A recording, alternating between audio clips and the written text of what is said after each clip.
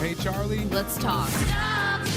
It's the right talk. Charlie? Welcome. This is the Charlie James Show. Now we're talking. News Talk 98.9, WORD. the voice of the Carolinas. And welcome to the program on your Wednesday afternoon. What is everybody talking about today? Everywhere today, everybody was talking about the State of the Union speech last night. I believe it was 1 hour and 47 minutes. JJ, I won that bet from last night. What'd you say, 3 hours and 15? I said that it was going to be a little over 2 hours, came in short of that at 1 hour and 47 minutes. Close, yes. Closest one is, just like the Price is Right. Exactly. 1 hour and 47 minutes, President Trump spoke, and all right, here's the thing. I don't ever want to hear anybody over on the left say that Donald Trump is mean.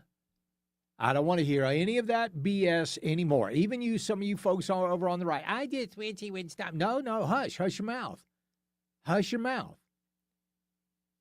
Because what we saw last night is exactly who the Democrats are. And they did it in large part without even having to say it. Now, I always tell you, if you watch what people do, you never have to interpret what they say. Their actions always give them away. And they gave them away last night. You had Ilhan Omar, you had Pramila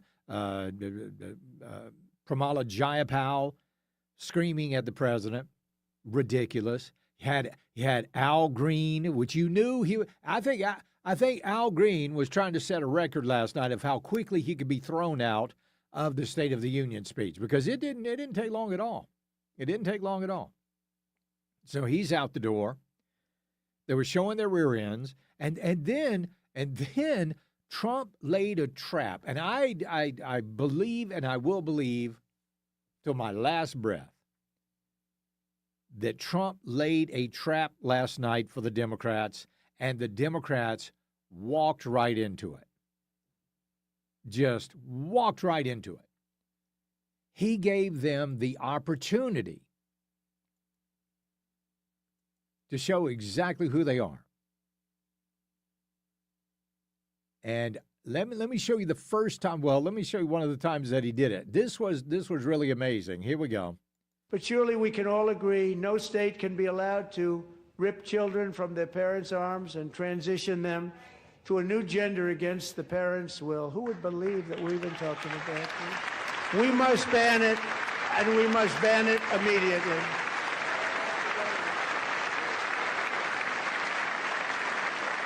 Democrats just sit there. They're just sitting there. Look, nobody stands up. These people are crazy, I'm telling you. They're crazy. Absolutely. Absolutely nuts. When Trump said that no state should be able to rip the child away from the parents and transition them, they just sat there on their hands. Because you know why? Because they want the state to do exactly that. They want the state to do exactly that. They don't care. Because remember, according to the Democrats, those are not your children. They're their children. Those children belong to the state.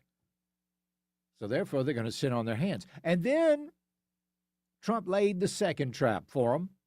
And again, they fell right into it. Legislature to join with my administration in reaffirming a fundamental principle. If you agree with this statement, then stand up and show your support. The first duty of the American government is to protect American citizens, not illegal aliens. Yep, that's right. And once again, the Democrats sat on their hands. They not. Wait a minute, hold on, because I got a little teaser here for you. It gets worse than this. It literally gets worse than this. So not supporting preventing states from ripping children from their parents to transition them, and then not supporting the statement that the main job of the government is to protect American citizens and not illegal aliens, that tells you a lot about the Democrat Party. So, Democrats, you can do what you did last night and just sit down and shut up from here on out. But there are all these people out there that, I don't like he called them crazy. He called them crazy. Yeah, well, you know what? They are. They are nuts. Every single one of them. They're crazy. When you get all those Democrats there, and we'll talk about that in just a second, but when you get all those Democrats there, and John Fetterman was literally the most common sense person on that side of the aisle, the Democrat Party has a problem. They really have a problem. So there was one guy, they had a little thing over on CNN. Listen to this Michigan voter. Well, I think the point, that and it may have gotten a little muddled, but, in the showmanship, but I think his point is valid. Everybody in that room represents the citizens in this country. And are you doing your job? He should, the governor asked, is Trump doing his job? Trump asked, are all of you doing your job? And the answer to that is no. Just short of half of those people in the House of Representatives and in the Senate, they're not doing their jobs. They're literally anti-American. They didn't even, all of them, not all of them stood for a young girl named Delilah Coleman.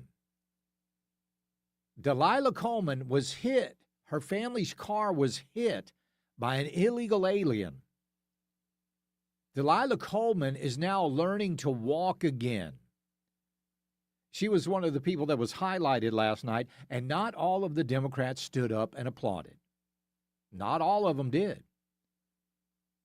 And we can just go back to the joint session, the speech at the joint session of Congress, where, the president announced all of these Gold Star moms. You had the Nungareys, you had the Riley family. Democrats, again, back then, just sat on their hands. This should, my wife was talking to somebody today, they were having a conversation about it, and my wife's friend said, I don't see how anybody could ever vote Democrat again. You're exactly right. I don't get it. But Jake Tapper is all in a tizzy because Donald Trump called the Democrats crazy. Well, you tell me, Jake Tapper. You tell me. What do you call it when they support the state ripping children from their families to go transition them? I mean, to me, that seems a little crazy. I think the president spoke truth there. So not all of the Democrats were there last night. Where were they? We'll tell you coming up next. It's the Charlie James Show. News Talk 98.9 WORD, the voice of the Carolinas. Get breaking news sent straight to your phone for free. Download the Odyssey app. Follow News Talk 98.9 WORD. Stay in the know with the voice of the Carolinas.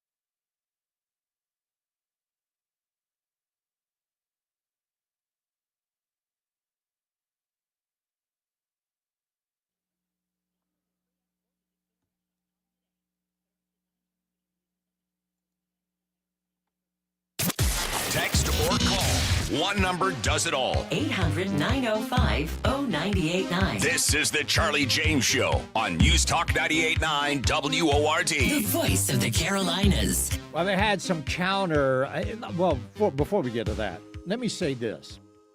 It would have been better for the Democrat Party if none of them showed up last night. It would have been better. Because that way today, the only thing they would have to explain is, hey, why didn't you show up? Well, we just didn't, yada, yada, yada, and then move on. But no. Now they've got to answer the questions.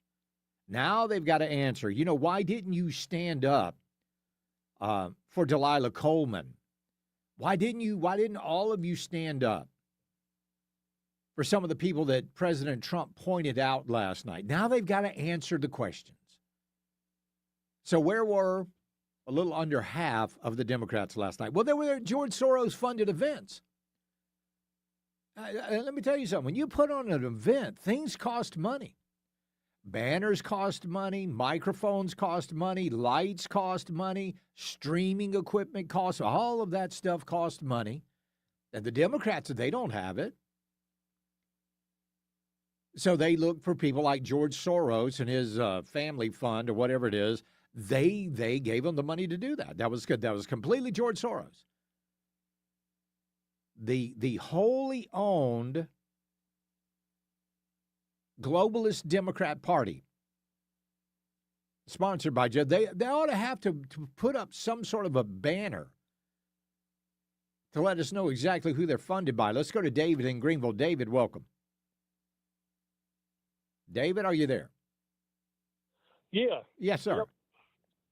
So I got a little comment here about what's going on in Iran. Right. I think Trump is kind of going to interdict because Republican Guard has taken out like 35,000 protesters. Yeah, something like that, yeah. I was wondering if we might grant those guardsmen some asylum in Minneapolis. Why would we do? Well, the Democrats would certainly want to do that. Absolutely. They would. Appreciate it, David. But yeah, President Trump talked a little bit about Iran in the speech last night. Tomorrow is the deadline for Iran to come up to terms with the president about some sort of a deal about completely halting their nuclear program. Now, we did the big bombing of them, but they tried to start that thing back up. So we'll see what happens. But again, it would have been better for the Democrats to just stay home. But instead, they went to all of these counter events last night. The People's State of the Union and yada, yada, yada. And in one of these events, you had the angry farmer. Do you remember that guy, the angry farmer, or the Antifa farmer, whatever he calls himself? He was actually speaking at this thing. But he wasn't just speaking. He was wearing he was wearing a giraffe costume when he said this. I'm fresh out of an ICE prison in Minneapolis. I've been arrested 3 times by ICE over absurdity, over us being ourselves, over me singing songs like, hey, Mr. Tangerine Man, get rid of brown people for me. Yeah, I say. Funny guy. Funny guy. But you say, it's interesting, though, because he's dressed up like a giraffe. And it seems like last night, maybe they had a furry theme going on with the Democrats. Yeah. Let's check in on one of these Democrat counter events. I'm a mother. I am a physician, and I have a flag.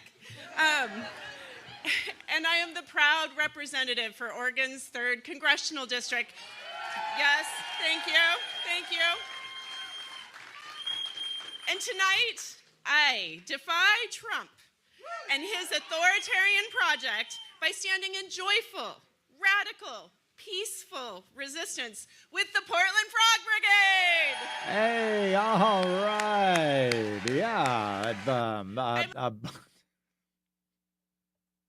So you had the Antifa farmer You had one of the representatives from Oregon. She's sharing the stage with about 6 or 8 people wearing frog costumes. And these are the people that you guys want to be taken seriously? You guys want to be taken seriously? That's how you do it? I'm telling you, they are nuts. They're absolutely psychotic. And President Trump was absolutely right when he said, These people are crazy. I'm Yes. telling you, they're crazy. they are crazy. They're nuts. And it goes beyond politics. That's the weird thing. That's the way it goes completely beyond politics. These people have lost their ever-loving minds. Now, I think a lot of these people did not go to the State of the Union last night because they didn't want to be seen not standing. They were literally the smart ones. I don't know about standing on stage with a bunch of frogs or a guy dressed up in a giraffe costume, but at least they don't have to answer the hard questions like some of these people, like, we got all these other Democrats today trying to answer questions like, why didn't you stand? Why didn't you applaud? Why didn't you acknowledge? Well, the answer to that is they didn't want to. That was completely antithetical to what they believe and what they like and what they want for this country. When they want socialism, they want communism, they want Marxism, they want the downfall of America. They want to ruin our economy. They want to ruin our immigration system. And now they're even admitting it. Even Chuck Schumer said on one of the shows today that supporting ICE and the SAVE Act would actually remove people from the illegal aliens from the voter rolls. Yep, that's the whole idea. Over the past couple of nights, I played for you this clip of this young girl. She and her partner went up to Canada. And she was talking about what a hard time they're having. And she said, we're locked out of the healthcare system because we're not citizens, and we can't work because we're not citizens. And then she says, and that's understandable. If you only had that's understandable mentality about the United States, because that's what we want. We don't want non-citizens or people that are here illegally to have access to our healthcare system. We don't want them to be able to come in and easily get a job that an American citizen could take. It's funny, when another country does it, it's okay. It's fine. But let me be more specific. When Trump does it, then it's bad. Then it's evil. Then it's awful. Then it's horrible. Even over on CNN, I mean, my gosh, I'm going to give you some poll numbers coming up in just a minute. They're like, I can't believe this is going on. This speech last night resonated with the American people. It really did. In fact, so much so that some polling numbers went up. And that's much to the chagrin of the folks on the left. But I thought it was a very subdued speech, other than when he was kind of getting in Ilhan Omar's face, and good for him. I think he made his point to the Supreme Court and Amy Coney Barrett during the speech. But I think mostly what he did last night was celebrate America. And he started off by celebrating the United States men's hockey team. And then, I know Keith Olbermann was crushed, just absolutely crushed, when Donald Trump announced that the women's U.S. hockey team was actually going to go to the White House. Apparently they had some scheduling problems. But they're going to be there as well. So the men's hockey team comes in. The goalie got the Presidential Medal of Freedom, which is very, very cool. But that's something that the folks on the left had a problem with as well. So we had Purple Hearts handed out. We had Presidential Medal of Freedom handed out. And we had some medals of honor handed out last night. All of them, every single one of those. Very, very special. And there was also another commendation from one of the Coast Guard members that was significant. But the folks on the left didn't like that. Coming up, I'm going to tell you what Abby Phillips has said and Representative Robin Kelly said about those awards. That's coming up right around the corner. It's the Charlie James Show. News Talk 98.9 WORD, the voice of the Carolinas. 15 minutes of breaking news and stimulating talk begins every hour, every afternoon on The Charlie James Show. News Talk 98.9 WORD, the voice of the Carolinas.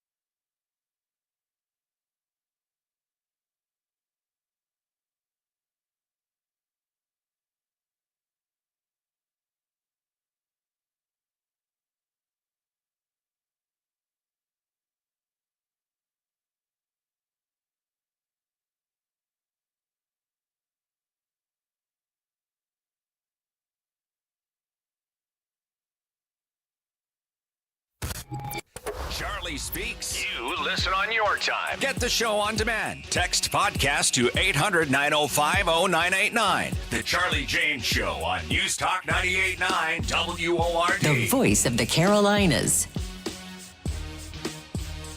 Welcome back to the program on your Wednesday afternoon, the day after the State of the Union address by President Trump last night. And Abigail Spanberger, the new governor of Virginia, she gave the Democrat response. Now, let me tell you why she gave the Democrat response. Because they want you to believe that she's a moderate, that Spanberger is a moderate. Even some folks over there on PBS, they had this one talker on there, and she was like, no, she's a Trojan horse. She's pretending to be a moderate, but she's not. Well, this is, and by the way, what I'm about to play for you is exactly the way that it was broadcast. Okay? All right, so just get ready for that. Now, I'll point out what I'm talking about here in just a second. Here's Abigail Spanberger. 1705, the people of the Virginia colony gathered here to take on the extraordinary task of the United States was founded on the idea that Did you get that edit? Did you get that edit? That was an actual edit. Was founded on the Wait, hold on, let me take it back before the edit. Here's the edit. Extraordinary task of the United States was founded on the idea. That was the edit that they had on Spanberger. But let's listen to her anyway. That ordinary people could reject the unacceptable excesses of poor leadership, band together to demand better of their government, and create a nation that would be an example for the world. Now listen. And then it just stops. It's like, all right, I got to cut that. There you go. I say, so that's Abigail Spanberger. Talked a lot about affordability. Now, this is a woman that on her second day in office put new personal property taxes on electric leaf blowers and electric landscaping equipment, gave her large employer tax, gun and ammunition tax, new income tax brackets, delivery tax, which would hit things like Amazon, Uber Eats, FedEx, and UPS, an investment income tax, an event tax, a storage facility tax, a gym membership tax, a dog walking tax, a dog grooming tax, a counseling tax, a digital personal property tax, new car taxes and highway use fees, increases in hotel tax in Arlington, statewide speed cameras, not a tax, but more fines for drivers, vehicle repair tax, and a home repair tax. So if you're going to fix something at your house, you got to pay a tax on it. If you want to go out and change the oil in your car or fix a flat or change a fan belt, you don't get a tax on that. Somebody point out the affordability. And that was on her second day. And then their state legislature gave themselves a big, fat raise. Let's go to Ted in Pelzer. Ted, welcome. It's funny you brought that up because I was going to talk about that nice 450 or 150% raise they gave themselves to do all that. Yeah. You know, they're taxing, they might as well be taxing air in Virginia. I've got a friend of mine that lives in Virginia, and he's looking to get out now. I mean, absolutely. I'm hoping that all these gun regulations that they have passed are found null and void because they do go against the Second Amendment in a huge way. But, you know, I'm not going to hold my breath. I'm sure glad I don't live there, that's for sure. You got that right. I wanted to point out that 150% raise they gave themselves. That's some stones right there. Yeah. You know, people are in politics to make money, not to serve. Yep. But it should be the other way around. Yep, you're exactly right. I appreciate it, Ted. Thank you very much. New sales tax on services like dog walking, delivery taxes, rideshare taxes, tax on admissions and entertainment events, investment income tax, like I mentioned, higher tax brackets, gas tax. It really is unbelievable. And they put her out as a moderate? A lot of people watched the State of the Union speech last night, and CNN was kind of shocked. Among speech watchers tonight, 64% say his policies will move the U.S. in the right direction. And look at the growth President Trump made over the speech. So pre-speech, it was 54% of speech watchers said his policies will move the U.S. in the right direction. After the speech, that number goes up 10 percentage points. So Donald Trump made some progress with people watching the speech from their pre-speech expectations to what they saw in the speech itself. And that 64% number, that's pretty much in range across all of his State of the Union addresses. In his first term, last year, the joint session, that's about what we've seen. Is roughly 2/3 have walked away from his speeches thinking he's going to move it in the right direction. So yeah, but now we got to get Congress to act as well. Let's go to Ron in Moore. Ron, welcome. Yes, Charlie. Yes. I've got a neat story that happened to me a little while ago. I'm still trying to solve it. Okay, my property taxes were due on January 15th. Right. I called the Spartanburg tax office. They got a number you can pay your taxes over the phone. So I called them on the 9th of January, and I had just talked to this person. They took my bank card number. I paid my $900 in taxes, and they gave me she gave me a confirmation number. And then 2 days later, I got a receipt from Spartanburg County tax office. I got a receipt in the mail, right, saying your taxes are paid. You know, we paid in full on January 9th. I mean, great. I got that. Don't have to worry about it. Yeah. 2 days later, I get a letter in the mail from the tax office. You failed to pay your taxes, so we are therefore adding a $100 fine and a $35 return check fee. I mean, what the heck is this all about? So I called the tax office and talked to the assistant, okay? And I said, what's this about? I said, I got a receipt saying my taxes are paid, and now you sent me a letter saying I didn't pay my taxes. And I said, what's going on? I got a receipt saying they're paid. She said, well, we never got the money. I said, well, who's the lady I talked to? This is what she told me. Oh, you did not talk to a real person. That's AI. No. Said, no. Okay. Yeah. I said, can you tell me, can you go back and find the records and tell me the numbers on the card, on my debit card? Can you read the numbers? Can you get that information? She said, yes. She read me the information, the numbers that appear on my debit card. Right. And not one single number was the number of my card. Really? That's unbelievable. That is unbelievable. Well, she said, you better contact your bank. So I went to my bank, and I told them about it, and they looked up all my records. They said, nope, no money was taken out and sent to the treasurer's office. I said, well, I get this dang receipt saying they paid. I've got a confirmation number from the phone call. Yeah.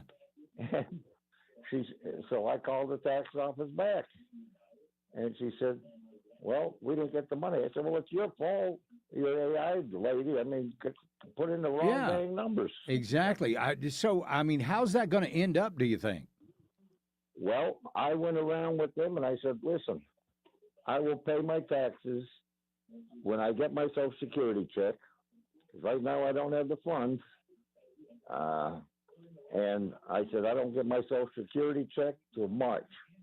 Now, according to your thing, if I don't pay them by March, then you add another $100 and something dollars. Yeah. My taxes go from they go up almost to over $1,000. Right. And I said, I am not going to pay that. I said, I will pay my taxes, and I am not paying those fines because it's your fault. And the other thing is, I am going to mail it to you. I'm in a wheelchair. I can not drive. Yeah. And it says on your letter about my taxes, I have to show up in person to pay them with either cash or a bank. Oh, my word. That is, Ron, I appreciate your call, man. I hope you get that worked out. Why is government using AI for mess like that? I don't know. We'll be right back. It's the Charlie James Show. News Talk 98.9 WORD, the voice of the Carolinas. Streaming stimulating talk and breaking news on your phone 24/7 on the Odyssey app. You're on the drive with the Charlie James Show. News Talk 98.9 WORD. The voice of the Carolinas.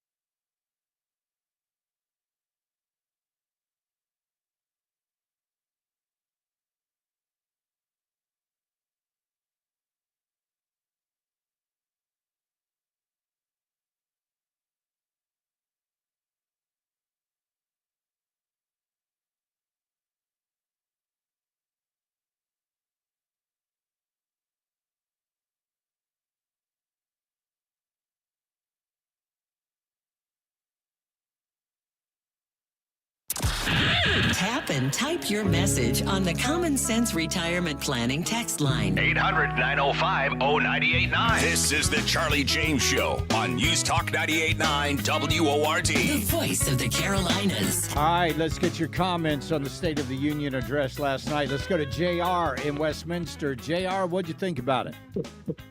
Well, first of all, I was able to comprehend it, Charlie. The president. Oh, that's right. That's right. You didn't have a white liberal interpreter at your side to tell you what the president was saying, right? Yeah. Yeah, it wasn't, and trust me, it wasn't too much of a struggle. Yeah. It wasn't too much of a struggle, but literally, if anybody that votes Democrat or is a registered Democrat, how in the world can you not be ashamed of the people that say they represent the Democrat Party? These people, they show you who they are. They don't. It's not hidden anymore. I mean, it's not clandestine. They just lay the cards out on the table. These people have absolutely. They have no love for God, no love for this country, for the American people, and it's all about the grift, the graft, and staying in power, Charlie. That's all it's about. That's it. That's it. I have never been that hungry for power to where I would literally sell my soul. Well, who was that? I think it was Lord Acton that said power corrupts and absolute power corrupts absolutely. Yeah. And so that's where they are. But we need to focus a little closer to home because we've got our own deal here in Columbia and these various local races here, man. It's exactly. We need to shake things up, and we need to shake it up and let these people know that many of them have been in these positions way too long. But you keep bringing the news to it, you keep setting them up, and I'll keep knocking them down. Sounds good, JR. I appreciate it, buddy. Let's go to Brenda in Lexington. Brenda, how are you this afternoon? Well, hey Charlie, how are you doing? I'm great. What's up? Well, I'm going to I'll address the State of the Union last night. I think President Trump did a great job recognizing victims of criminals, which showed our need for what we are fighting for and have been fighting for in the state of South Carolina, which is, of course, judicial reform and accountability. Of course, we know, particularly with the young lady in Charlotte on the metro, a career criminal had killed her. So I'm gonna wind up with that. I'm gonna say that first, and then I'm gonna lead to right back to our own. And I like what the gentleman before me stated. We have our own problems in our own state house. Sure. And unfortunately, our politicians can't get together on anything to do anything positive for we the people. I don't care if you're Democrat or liberal Democrat or Republican.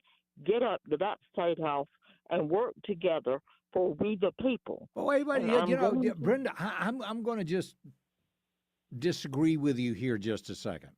Okay. It's not that they're not working together. They are working together. Mm-hmm. They just don't want to do the things that are best for this state. No, okay, I will accept that because when you've got a majority of Democrats and Republicans that are voting together to not represent we the people, and that's exactly the problem right now. Do you trust government? Do we trust our legislators? No. And here's the thing. We have heard the same political messages for 30 years for some of these career politicians that are up there.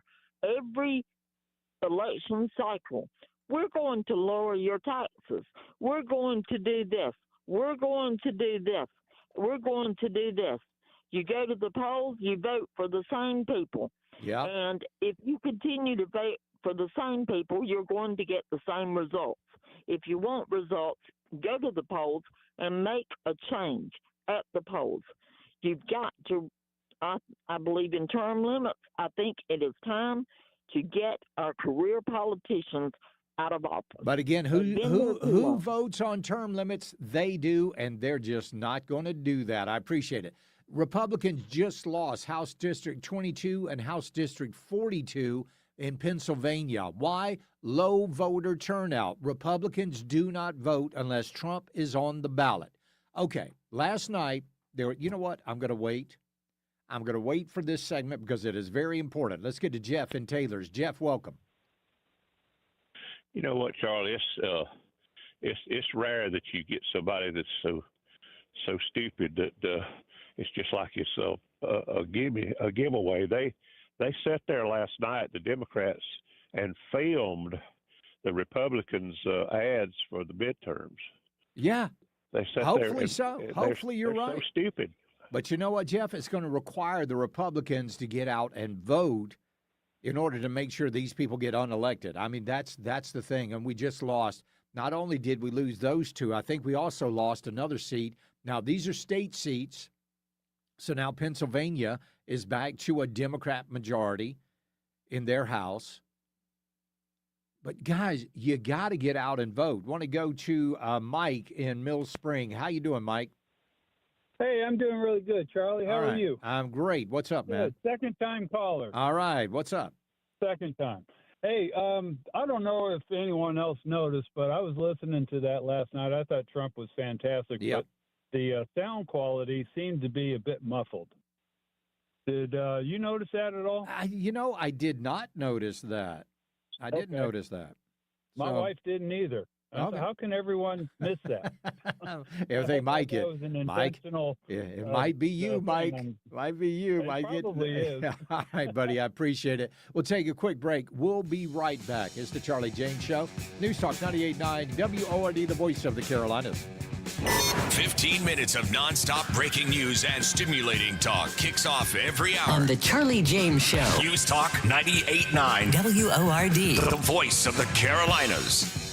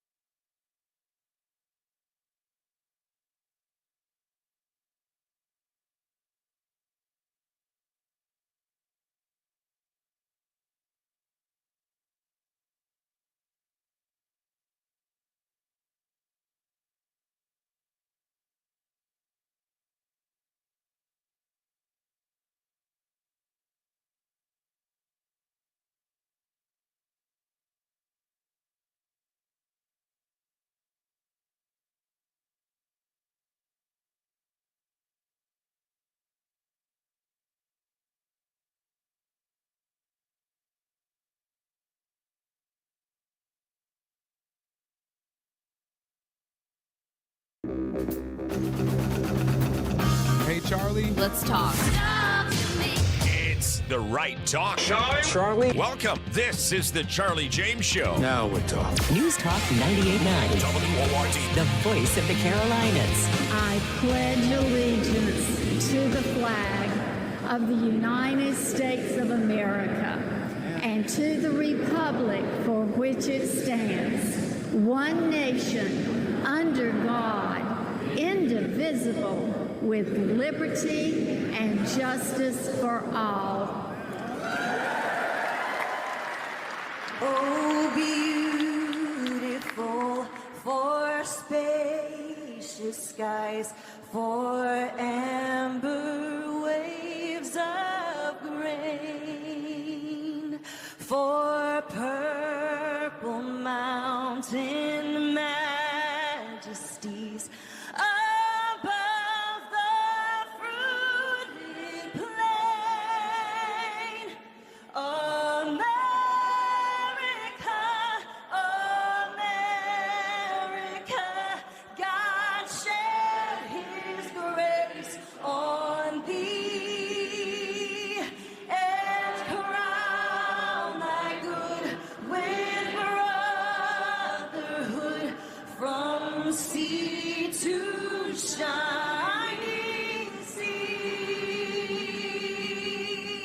America is back. And we are back. Of course, the Democrats would probably not stand for that, as we witnessed last night. So there were a lot of touching moments last night. There were some medals that were awarded. The Legion of Merit, military decoration for exceptional meritorious conduct, was awarded to Petty Officer Second Class Scott Ruskin. He's with the U.S. Coast Guard. He's a swimmer for the U.S. Coast Guard. He was the man that rescued so many people during those Texas floods, and including one of the little girls that was whose entire camp was swept away. He got the Legion of Merit. Then you had Specialist Sarah Beckstrom from the West Virginia National Guard. She was awarded posthumously the Purple Heart. She was killed in a November shooting attack in Washington, D.C., just a couple of blocks away from the White House. Specialist Sarah Beckstrom got the Purple Heart, along with Staff Sergeant Andrew Wolf. Andrew Wolf survived that attack in November of 2025, where he was shot in the head but miraculously recovered. He was in the audience last night and had the Purple Heart pinned on him during the address. Then you've got Chief Warrant Officer Eric Slover, United States Army, active duty. He was one of the Apache helicopter pilots that was wounded during the January 2026 Special Operations missions in Venezuela relating to the capture of Nicolas Maduro. The medal was presented to him during the speech for actions above and beyond the call of duty. He was there in a wheelchair recovering from his wounds, stood with the help of a walker. Then there's the story of Captain E. Royce Williams, United States Navy, retired. He is a 100-year-old Korean War vet. He also served in World War II and Vietnam. He was honored for heroic actions in a 1952 aerial dogfight, which was classified for a long time. But at the age of 100 years old, he got the Medal of Honor, our highest military honor for valor in combat. That was presented to him by First Lady Melania Trump. You would think that the Democrats would applaud these people. You would think the Democrats would swell with a little bit of patriotism in their hearts for these folks that have served our country so bravely and so valiantly. And while some of them stood up last night and applauded, we had to wait until this morning to really find out how they felt, and even late last night.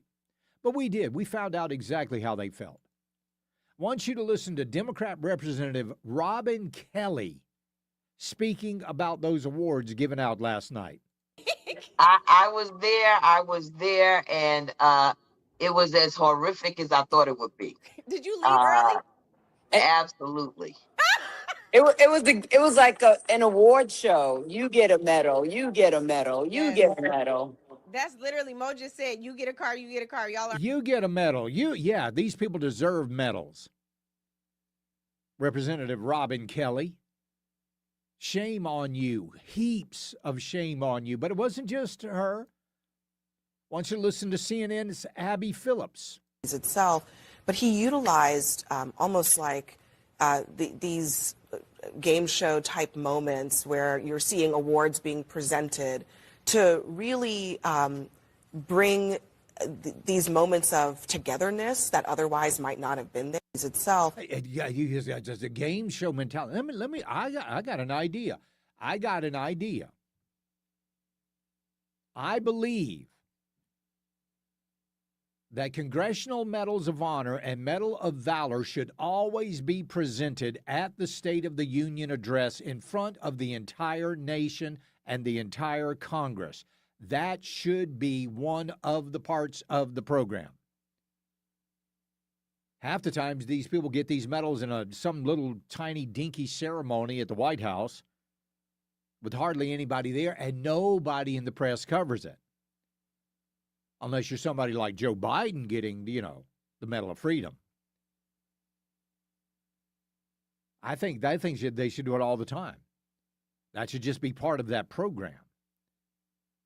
But these people can't even be, I don't even, you don't want to be happy, listen to what I'm saying, for somebody that had to be so heroic that they won the Medal of Honor. But you've absolutely got to honor that courage. A guy I know, and I call him a friend, General James Livingston down in Charleston, Medal of Honor winner, unbelievable human being. What this guy did in Vietnam was absolutely amazing. But to get on that, you get a medal, and you get a medal, and you get a medal. That's who they are, folks. That's who they are. Let's go to John in Spartanburg. John, welcome. Wait, hold on. Charlie, how you doing? I'm doing good, John. What's up, man? Well, I got a couple of comments. Well, the first comment, it's a disgrace when that bald-headed general that was in the service did not stand up for a fellow serviceman. That's a big disgrace right there from the get-go. Yeah. But the reason these people are like that, they don't have God in their heart. They're pure evil, and they want to see the downfall of America. They don't want this country to prosper. And this is the way I feel about it. The Bible is fulfilling itself. There's really nothing we can do to stop what's happening. The only thing we can do is prolong it, because eventually it's going to take place what God has in plan. And, the only thing we do is try to keep all these evil people in check, make them answer for their actions, and hold them accountable for their actions, and put their feet in the fire. And every one of them people that did not stand on the Democrat side, they should be expelled from their duties. They should not be able to be in Congress whatsoever. Representing nothing of us. And one other thing I had to say, I cannot believe that woman had the audacity to even show up, the one with the rag around her head. Yeah. That woman right there should be in prison for all the fraud and stealing all this money that she's done. Yeah, exactly right. Oh, you're right. You're right. I mean, they're hideous and horrible people, John. I appreciate it, buddy. I got to hit a break here. It's the Charlie James Show. News Talk 98.9 WORD, the voice of the Carolinas. This is Lee Rogers. Be the first to break the news. Share your story at news@989WORD.com.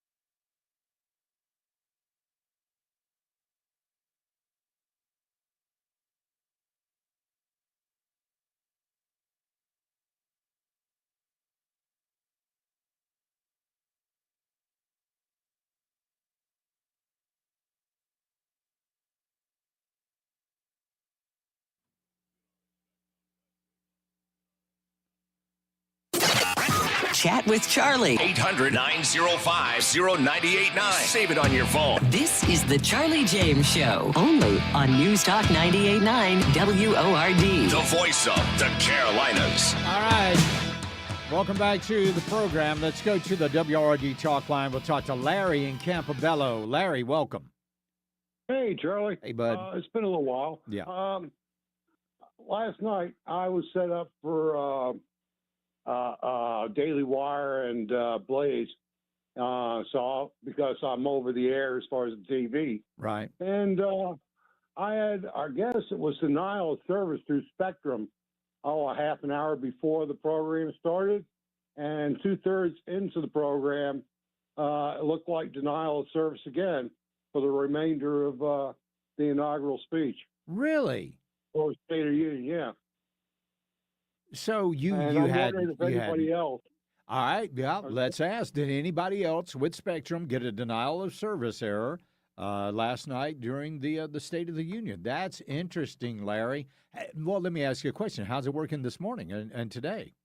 Just fine. I mean, I think it was a couple hours after, and I haven't had any real issues with that since they come in 6 months ago, and it's fine today. But last night it went down hard. It took about a half an hour. Was back up for I guess an hour of it, and then it went back down hard again for the rest of the evening. That's weird. That is weird. I appreciate it, Larry. Thank you. So anybody else, you guys let me know if you had anything like that. Well, last night, President Trump laid a trap for the Democrats, and they walked into it with both feet, ladies and gentlemen. So tonight I'm inviting every legislator to join with my administration in reaffirming a fundamental principle. If you agree with this statement, then stand up and show your support. The first duty of the American government is to protect American citizens, not illegal aliens. Yeah. And they all sat down. Every single, good Lord. Think about that for just a second. Think about that for a second. If the number one duty of the United States government is not to protect American citizens, then I have a question, Democrats. What is the number one duty of the United States government? I guess their answer would be, you got to protect the illegal aliens. Yeah, you got to protect the illegals, Charlie. That's what you got to do. Got to protect them. But now they've had to spend all day justifying this. This is Democrat Representative Janelle Bynum. Let's take a listen to what she said. What did you think about that moment when the president was asking Democrats to stand up for American citizens during that part of the speech when he was talking about immigration and immigration enforcement efforts? I think you can agree with the what, like standing up for American citizens, but I disagree with the how. And so it's always about how do we bring our country together, but not stand on the backs of others. There's thinly veiled racist language, anti-immigrant language in what he was asking, and that was uncomfortable. I was uncomfortable, is what it was. It was uncomfortable. Democrat Representative Suna Sambrahamanababa. And particularly that point where he asked people to stand when it comes to the topic of sanctuary cities. What was your position and what did you think of that technique during the speech itself? I think the president's goal was to try to humiliate Democrats, try to corner them on certain issues, on try to isolate them in some ways. There's a lot of spiking the football and reminding the people that he's completely in charge of Congress too. And Republicans certainly were getting up and clapping for everything he said because they see it as their job to do nothing but support this president, even when it undermines policies that they believe, and even if it undermines the American people. So certainly I was... Right. So how does Representative Subramaniam, how does protecting American citizens first undermine the American people? Kind of maybe do a little explanation. Let's do a deep dive on that. Let's do a deep dive. How exactly Is that harmful to American citizens? It's not. It is blah, blah, blah. He's just blah, blah, blah. That's all he's doing. But the greatest one, well, that was a great trap. But there was another trap for these Democrats last night, and it happened during this moment of the speech. But surely we can all agree no state can be allowed to rip children from their parents' arms and transition them to a new gender against the parents' will. Who would believe that we've been talking about this? We must ban it, and we must ban it immediately.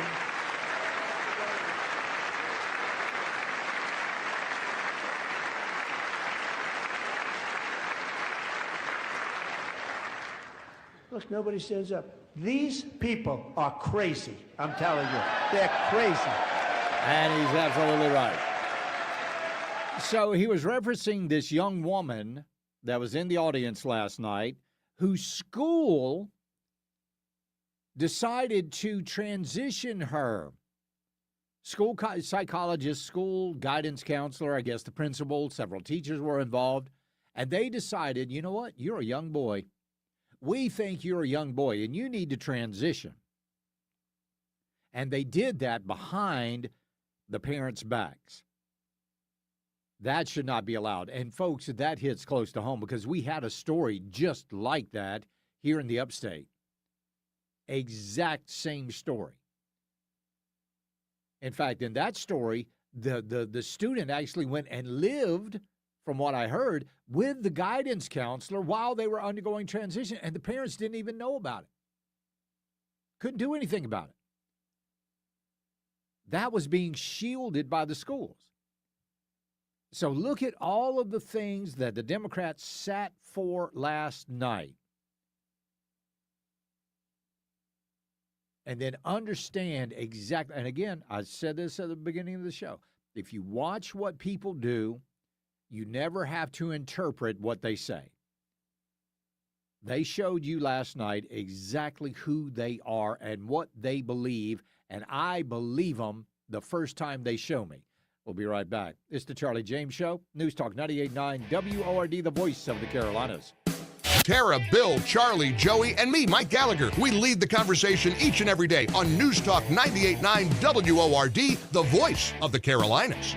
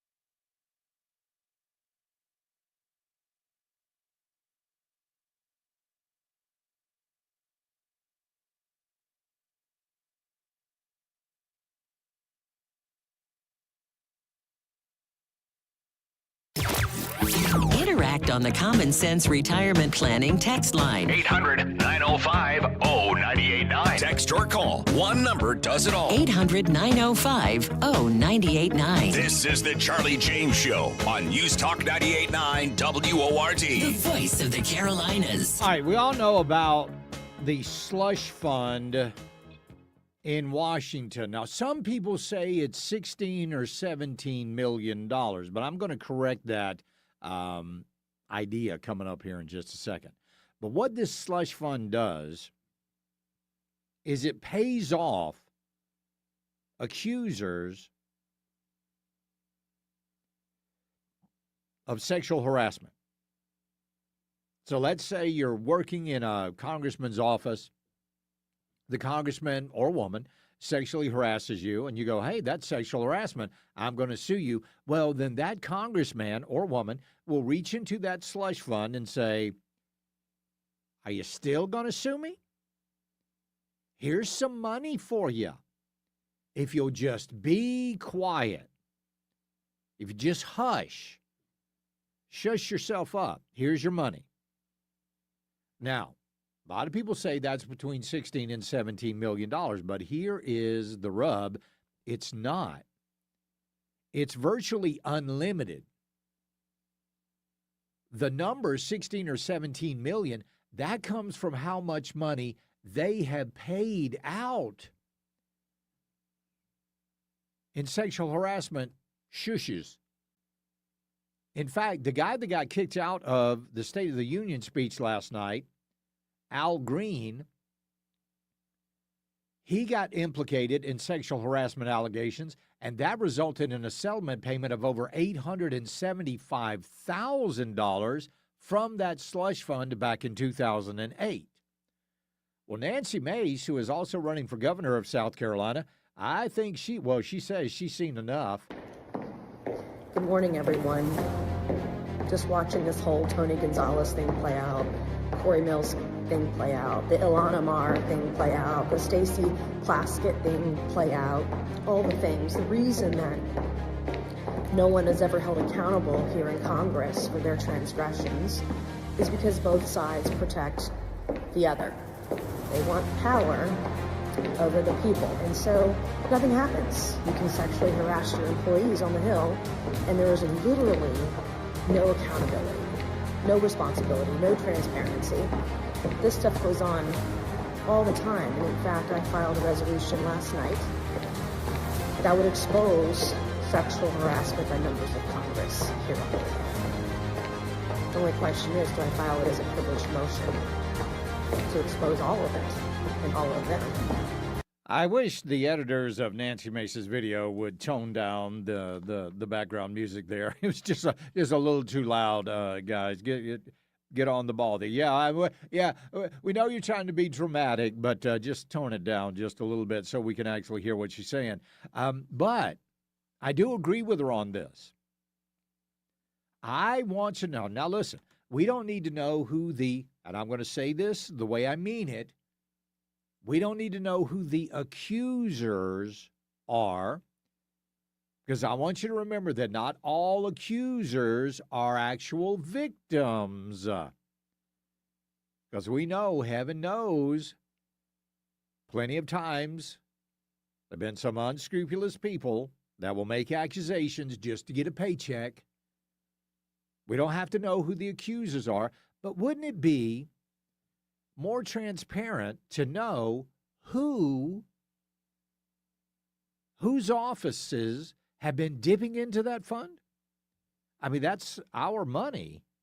I think we have a right to know about that. So we will see. Nancy Mace says she's going to file that resolution next week, and we'll see where that goes. It'll probably go to committee and die there because they don't want you to know. None of them want you to know. Let's go to Terry in Greenville. Terry, welcome.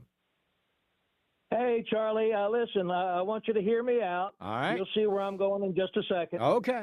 First, I want to say I almost got sick last night listening to Donald Trump. Okay. In fact, I even yelled at the TV, "Please stop, Mr. Trump. I can't handle all this winning. There's just too much winning. I can't take it." Yeah. Exactly. You know, and I think Donald Trump must be a violinist because from his first word to his last, Trump played the Democrats like the finest Stradivarius. Yeah. He had complete control.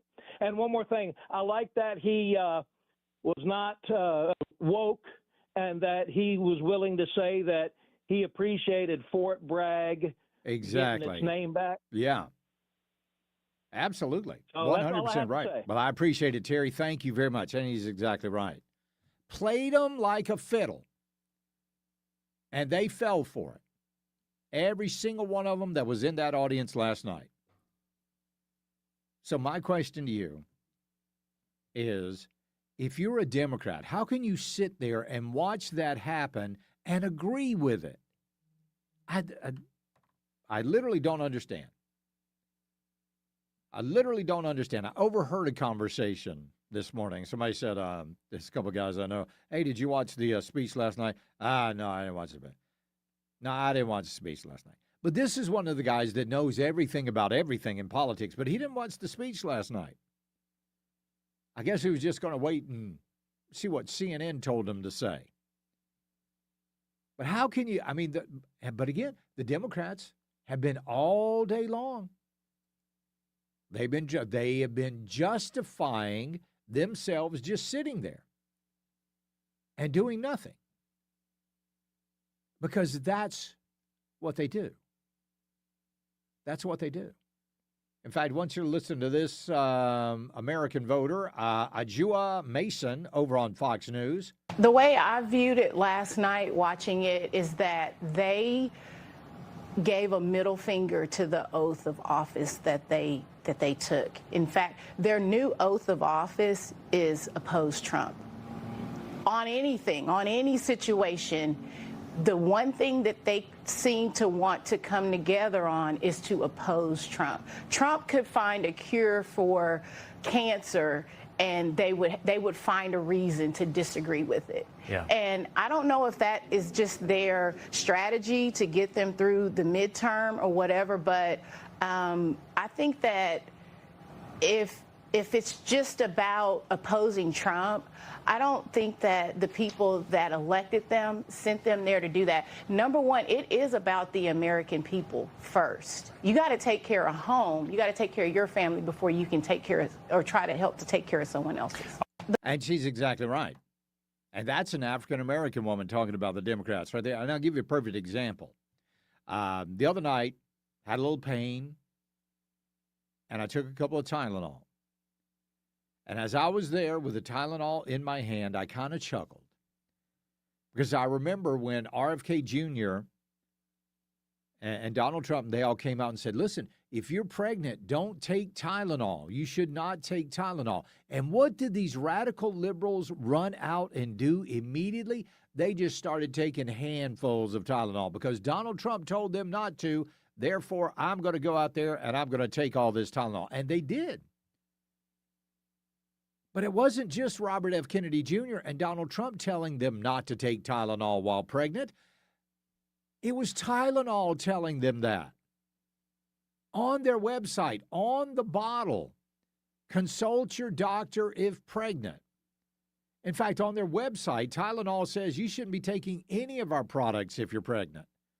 But no, because Donald Trump said it, I'm taking Tylenol. They're crazy. They literally. I'm sorry, President Trump. What are these people? These people are crazy. That's what I thought. We'll be right back. It's the Charlie James Show. News Talk 98.9 WORD, the voice of the Carolinas. Total consciousness for the afternoon swoon. You've tapped into the Charlie James Show. The Charlie James Show on News Talk 98.9 WORD. The voice of the Carolinas.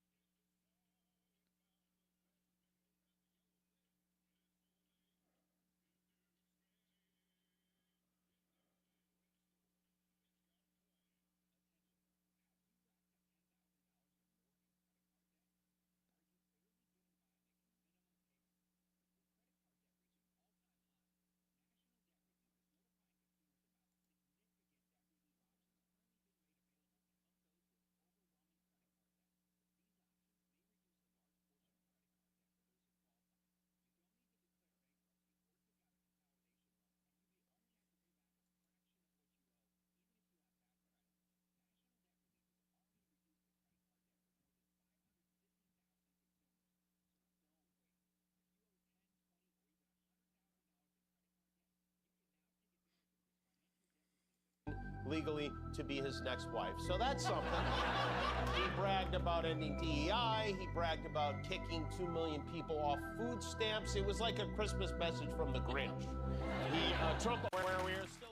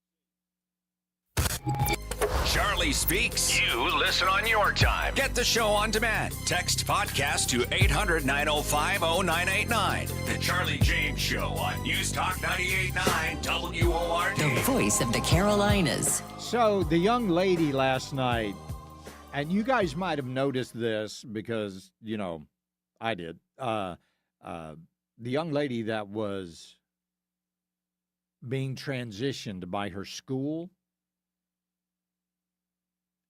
behind her parents' back, that was a big lawsuit. That was a really big lawsuit. She made a gesture last night. When everybody else was clapping, she was putting her finger and her thumb together, you know, like a pinching type of a movement. And I thought, what is that? Yeah, exactly. Doing just like that, JJ. Yes, that's J. Good. JJ knows everything about everything. It's called clocking it. And that, so I had to look it up. You know, JJ knows, but Charlie got to look it up, right? So it is a Gen Z, but did you know that it was actually started in ballroom dancing? Charlie don't know something. Charlie knows something JJ don't know. How about that? Charlie knows a little something here. It is rooted in ballroom dancing, ballroom slang, for noticing, exposing, or calling out a hidden truth, motive, or subtle details that others missed. It is also used. It is often used to validate a clever point, confirm gossip, or highlight a secret with sass, typically accompanied by a pinching finger gesture. So she was, instead of clapping, she was clocking it with Donald Trump. If I did that, I was just thinking, if I did that, if my wife was talking to me and I did that, she popped me upside my head. Because it looks like you're going, yeah. You know what I mean? You know, you start this yeah, like you're mocking somebody, like yeah. She would, it would be a frying pan coming my way, or a rolling pin, or something like that. So Charlie's not going to use that in real life, but there you go. So that's what it was. It was agreement or validation, or a way to say exactly or spot on with the president. So there you go. That's I don't know. I don't speak Gen Z, but I'm glad some people do out there. Charlie, Roger, let's see. Charlie, if you don't know who the accusers are or if the accusations are credible, why would you care who's paid out? The issue is the fund. It needs to be ended. Also, Mace is trying to hurt us in the midterms. Kind of stupid to start all this now. No, but I think it's and we're talking about that slush fund in Washington, D.C. I want to know whose office has been dipping into it the most. That's what I really want to know. Now, do I think Nancy Mace is trying to hurt us in the midterms? I don't know if she's trying, but I know she's not doing us any favors. I mean, she's right up there with Massey and Rand Paul right now, as far as I'm concerned. So, hey, Charlie, so you are saying that my taxes are going to pay for sexual harassment? Yes, that's exactly what I'm saying. That's exactly, but it's not just me saying that. A lot of other people are saying that as well. Charlie, it's taxpayer money. We get to foot the bill for their extracurricular good time? Yeah, you're right. Absolutely right. So, Charlie, she's absolutely right. We have no arrest and zero accountability. Yeah, going to go along with that one as well. We need to start making sure that these people in Washington are truly on the up and up. Every single one of them. So, whether or not that resolution or that motion that Nancy Mace is talking about putting out there, whether or not that goes anywhere, well, we'll see. We'll see, but I have no idea. All right, last night, a patriot. Did you see these people that were doing the counter speeches? Did you see that? It was pathetic. It was so sad. It really was. It was unbelievable. I want you to listen to this guy and what he said about the Democrats. Here we go. African-American man. Here we are. That was quite the speech, wasn't it? Let me start off by saying something very clearly. If you have any degree of common sense, if you have the ability to think critically and use logic, the only conclusion you can draw from tonight's State of the Union address is that the modern radical Democrat Party hates America. And I do not say that lightly. I wish I could say I was surprised. I wish I could say I can't believe they didn't stand up for X reason, Y reason, Z reason. Trump literally gave them the opportunity to stand up and admit that one of the roles of government, one of the biggest roles of government, is to protect American citizens. And what did they do? They sat on their hands like they are known to do, like they have continued to do.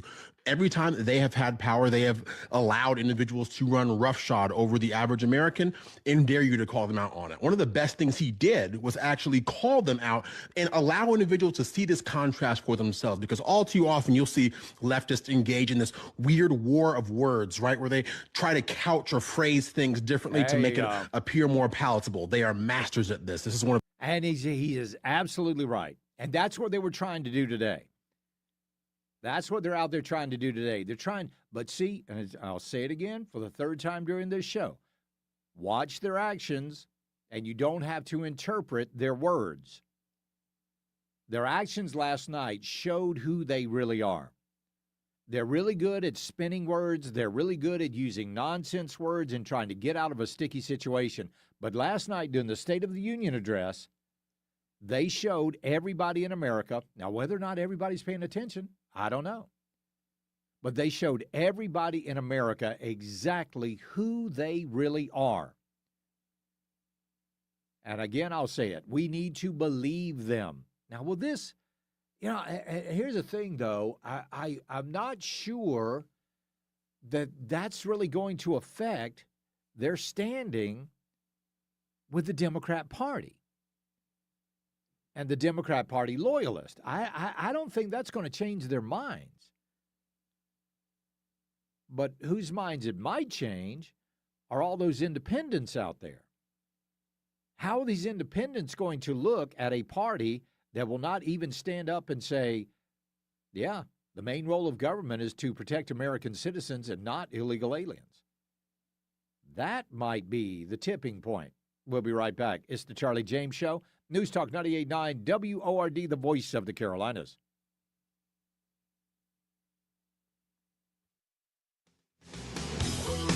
This is Mark Levin. Join me tonight at 7 following Charlie James for the Mark Levin Show, a News Talk 98.9 WORD, the voice of the Carolinas.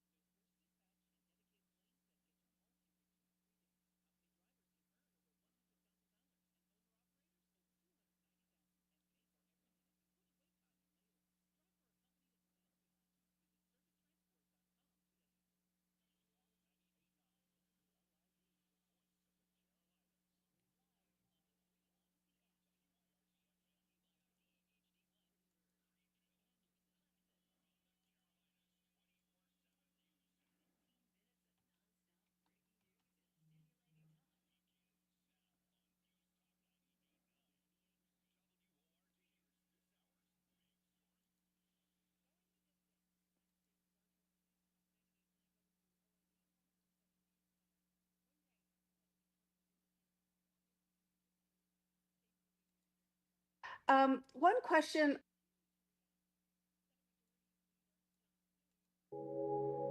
The administration has done a very effective job of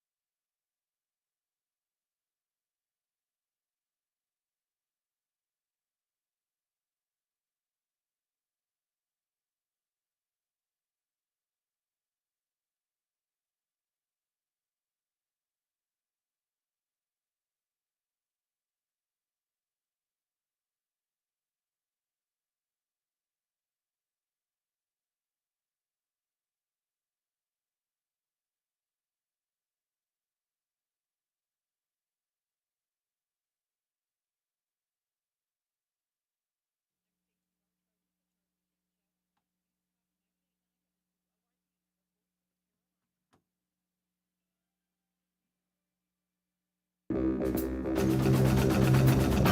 Charlie. Let's talk.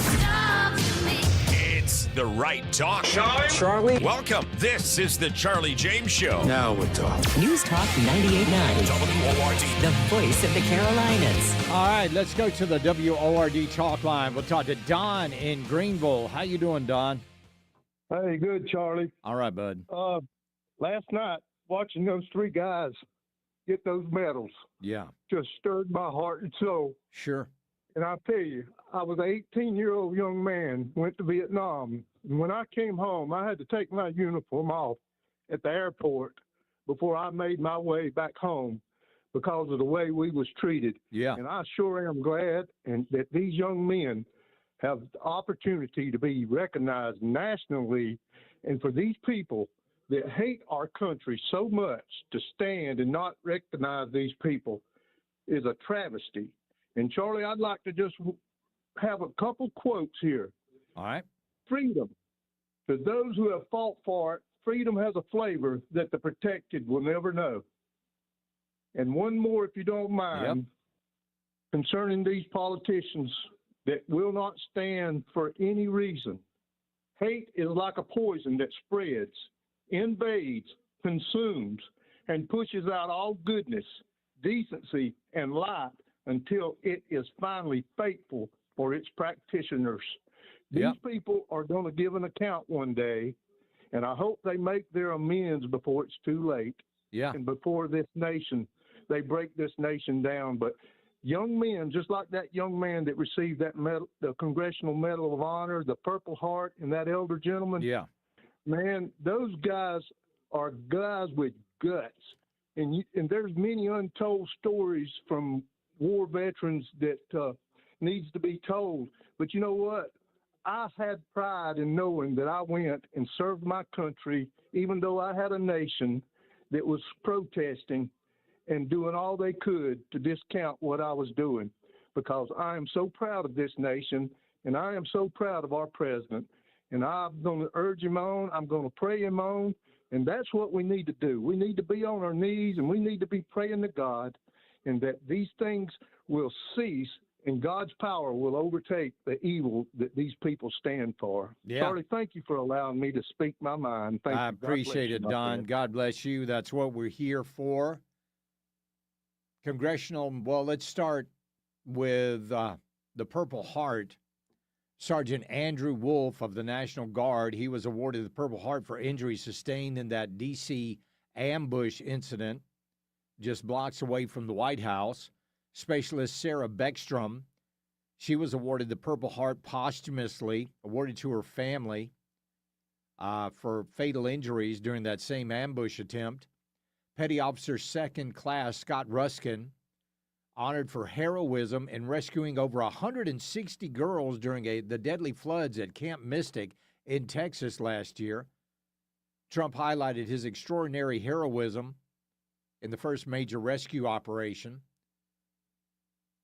Then you've got Chief Warrant Officer Eric Slover, U.S. Army active duty. He was there in a wheelchair. He stood up when his name was called with the use of a walker because of the injuries that he received as a helicopter pilot in the raid that captured Venezuelan President Nicolas Maduro. Severely wounded, but continued his actions above and beyond the call of duty. The medal was presented during the address by Lieutenant General Jonathan Braga, commander of the U.S. Special Operations Command. And then you've got a man whose heroism was kept secret for decades, absolute decades. Retired Captain E. Royce Williams of the United States Navy, 100 years old, awarded for extraordinary heroism in 1952 in a dogfight over the Sea of Japan during the Korean War. The encounter involved multiple enemy aircraft. It was long classified because of Cold War risk escalation. First Lady Melania Trump assisted in placing the medal around his neck during the presentation last night. President Trump called him a living legend. Now, the words living legend, I'll be honest with you, would never apply to any of these Democrats that we have in Congress today. Not a single one of them. In fact, what President Trump said about them is absolutely right. They're crazy. So last night they had these counter gatherings. I don't even want to call them. I don't know what they were, but they were counter to the State of the Union speech last night, and they were so bad. They were so horrible that it's now got a lot of the members of the Democrat Party in a panic because these things have been described as, are you ready? A disaster and childish and disorganized. I want you to listen to one, and listen, I'm going to give you a warning. The Democrats are singing again. This time it includes Joy Reid. No pueden encarcelarnos a todas. No pueden encarcelarnos a todas. No pueden encarcelarnos a todas. They cannot imprison us all. That was the song that they were singing. Oh, my goodness. It was, I mean, how bad is that? That was so horrible. But I'll guarantee, one reporter actually said that she was at one of these events and they only had about 75 people there. Yeah, exactly right. But let's get back to those medal winners real quick. And listen to what Democrat Representative Robin Kelly said about President Trump giving out those awards last night. I was there, and it was as horrific as I thought it would be. Did you leave early? Absolutely. It was like an award show. You get a medal. You get a medal. You get a medal. Yeah, a medal for bravery and courage, something that the Democrats don't even understand. Don't even get. Let's go to Mark in Taylor's. Mark, welcome. Hey, thank you, Charlie. Yes, sir. Yeah, I got out my original red MAGA cap. It's a little bit dirty, but I'm wearing it today. When I ask people, and they tell them this is it. Last night, you saw evil, and last night, you heard evil. Satan is out to seek and destroy. That's what the Bible says. Oh, yeah. And fans, you saw it. They're exactly evil people. Yeah, you're exactly right. I appreciate it, Mark. Let's go to Lucas in Piedmont. Lucas, welcome. Hey, Charlie. Hey, So, bud. I watched the speech last night. Very good, topics brought up. Shameful to see the Democrats pretty much ignore their oath to the Constitution about, the citizens of the United States and everything. But, you just kind of played that clip there where, their women are laughing about, these troops getting the medals that they had earned. And I wanted to correct you just a little bit because you said that they had won them. When it comes to anything like the Legion of Merit, the Purple Heart, the Medal of Honor, at least this is in my personal opinion. Those are not won; they are paid for by sacrifice of Okay, but time, that's effort. all right, Lucas. I appreciate it, but let's not be pedantic because it really waters down the message. We'll be right back. It's the Charlie James Show. News Talk 98.9 WORD, the voice of the Carolinas. When Charlie's not teeing off on the left, he's teeing off on the links. You're in full swing on the Charlie James Show. On News Talk 98.9 WORD. The voice of the Carolinas.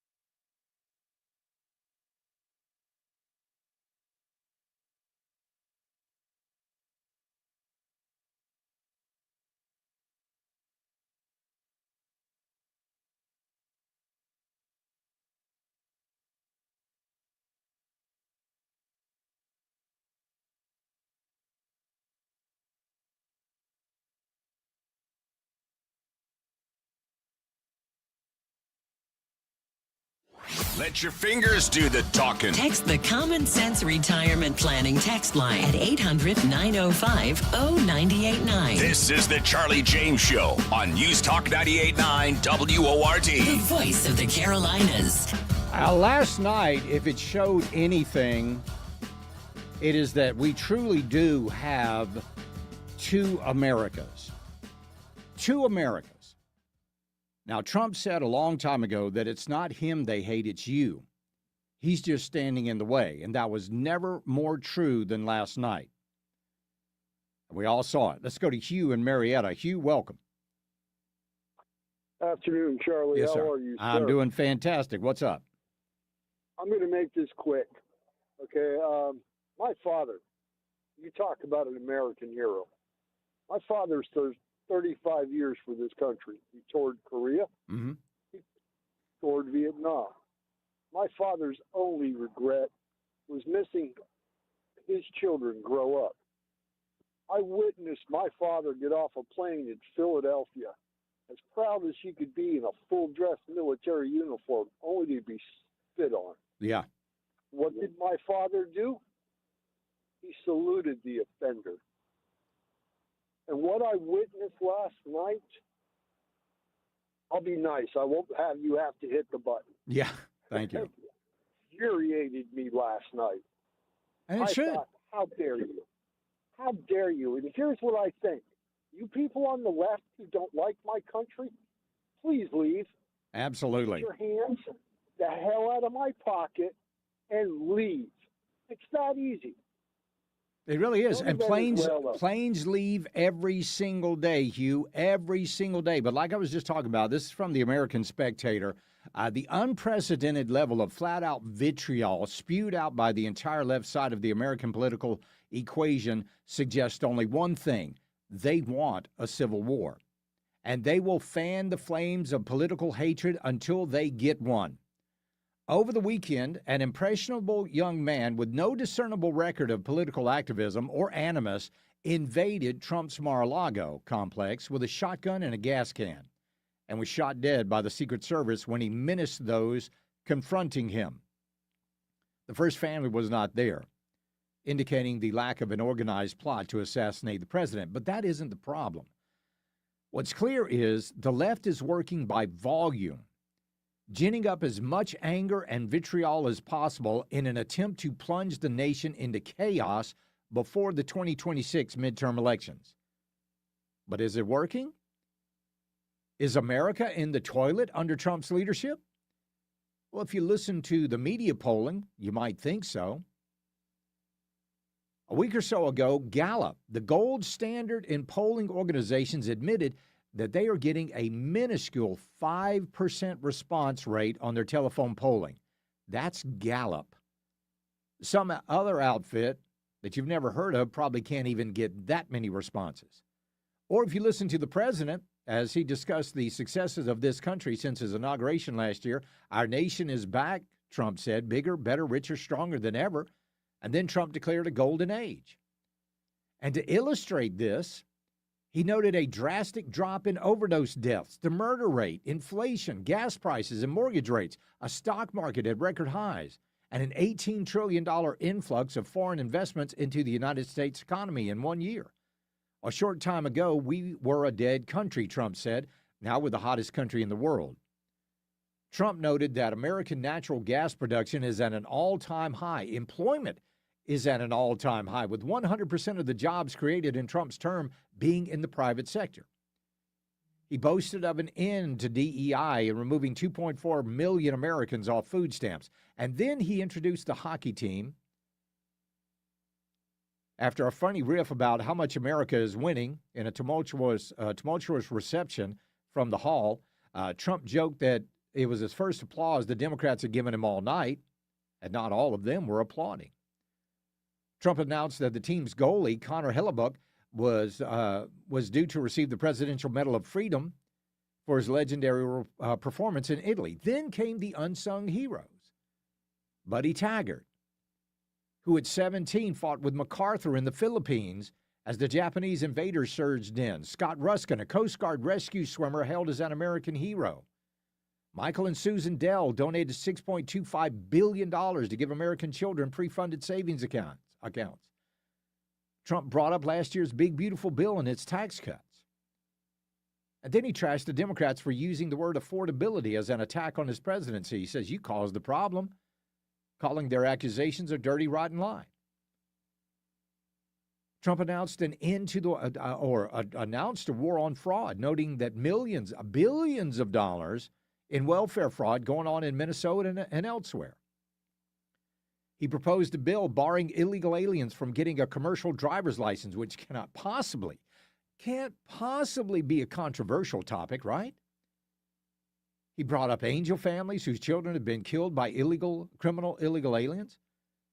Trump noted the partial shutdown that the Democrats have caused.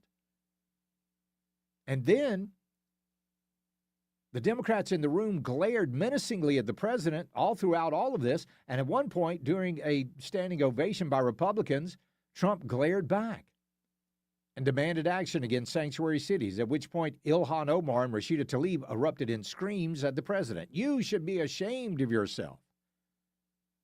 No. He brought up the death of Irina Zarutska, murdered in Charlotte.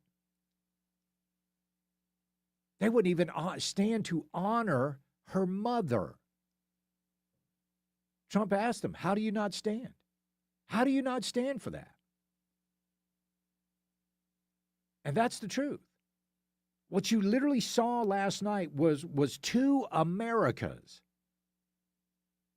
The America that loves this country and wants to defend and protect it, and the other America that wants absolute division, that wants bankruptcy, that wants our downfall. And when you look at those two sides, now you got to ask yourself, which one of these is the most violent? Which one of these has the most anger, the most hatred, the most racism, the most bigotry?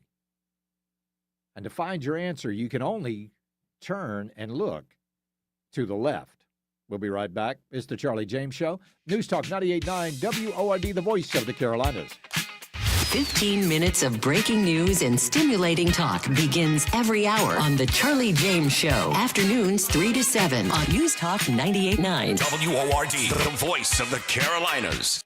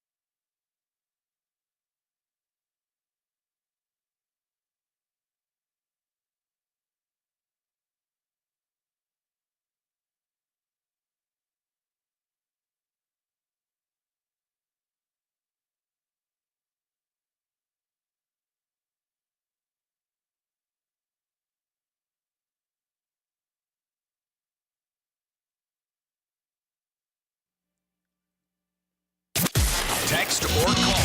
One number does it all. 800-905-0989. This is the Charlie James Show on News Talk 98.9 WORD. The voice of the Carolinas. Well, apparently there is something amiss with the app. And if you're listening on the app right now, you might not even be hearing this. But I got to tell you something. Just point of information here. Nobody in Greenville, South Carolina, in this company has anything to do with the app. Nobody. We don't control it. We don't handle anything. The only thing we do is send the signal to the people that do. So I don't know what's going on with the app, but there you go. Anyway, let's go to the WRD talk line, 800-9050-989. We'll talk to Richard in Dallas. How you doing, Richard? Great, man. And those apps are something I don't worry about, period. There you go. All right. Well, what's up, man? Trump, he talks about the golden age of this great young nation, Charlie. Yeah, I like Trump, but I disagree with that phrase in itself because we as people, when we reach our golden age, we're hoped to be retired, got a little money set aside so we can live the rest of our life until we die. That's our golden age. I don't think you should use that term of America being in its golden age. I think you should come out and say, America is back. We haven't even reached He's already done that. But he should reword it. We haven't even reached our full potential, but he's calling it the golden age. Okay, I don't want to talk about that anymore. All right, good. What else is up? Hey, how many people watch the State of Union address? Do we have a number? I don't. I have not seen any ratings yet. But you can get a rating on the Super Bowl the next day. Right. But you can't get a rating on this. Let me just see. I'll be honest with you. I haven't seen it. While I'm going on, you look at that, please. All right. Okay. I got a really good friend, and people are so uninformed. I got a really good friend that I was telling her and talking to her about what was going on in Minnesota, what's been going on now, 2 months? Right. The fraud. She didn't even know anything about it. Looked at me like you're full of BS. $8 billion? How can they do that? I mean, it's what she's saying. Right. Okay? And I'm telling you, listen, I'm not making this up, but there's so many people in America, Charlie, that are truly uninformed or choose not to get informed and find out what's going on. Oh, sure. Yeah, because that's easy. That's a lazy way to do things. That's what it is. I said, don't you watch no news? I said, what do you do when you ride around the car? She said, I listen to the radio. Yeah. I said, what do you do when the news comes on? She said, well, I don't pay no attention. Right. And they don't. That's called a low and no information voter. You're exactly. But and Richard, our nation, yeah, I just looked it up. Full of them. Oh, yes, eating up with them. I just looked up. Nielsen has not released any data on the ratings from the State of the Union address. But you're right. They come out with those Super Bowl stats pretty quickly. That's right. I mean, what's this all about? Yeah, we might not know until tomorrow. Run. Yeah, you're right, man. Yeah, all right, you're right. I love your show, I man. appreciate it, Nice pal. talking to you, man. Thank you, man. Yeah, I don't know, but Richard's right. I was like, overnight ratings for the Super Bowl were yada yada yada. I would have thought would have had some ratings numbers by now, but apparently Nielsen going to be releasing them tomorrow afternoon. One of the moments, and we haven't even talked about this yet, but one of the moments last night was just absolutely priceless. President Trump was talking about the insider trading, so-called insider trading, by members of Congress. I want you to listen to what he said. This is really good. Let's also ensure that members of Congress cannot corruptly profit from using insider information.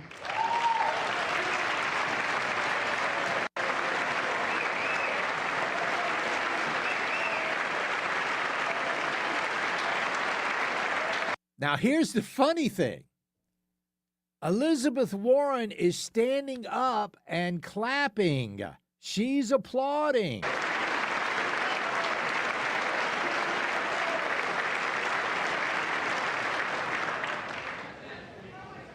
They stood up for that. I can't believe it.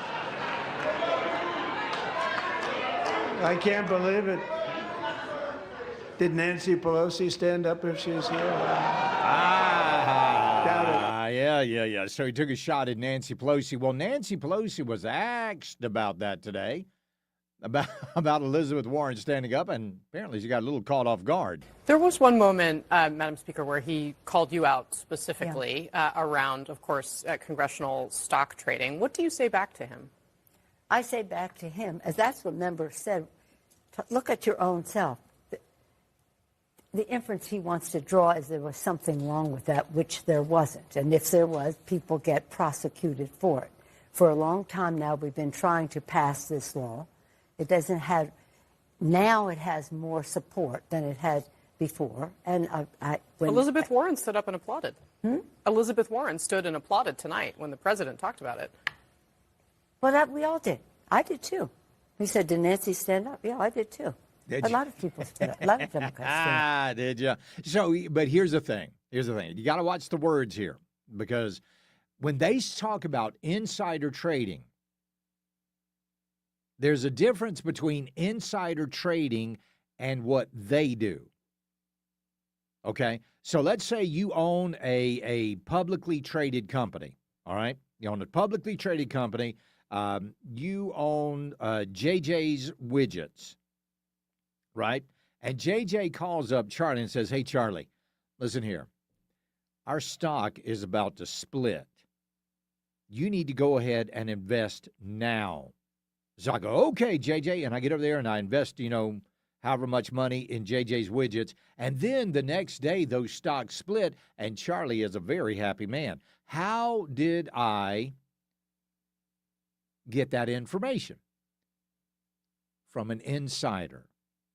From an insider in the company. That is illegal.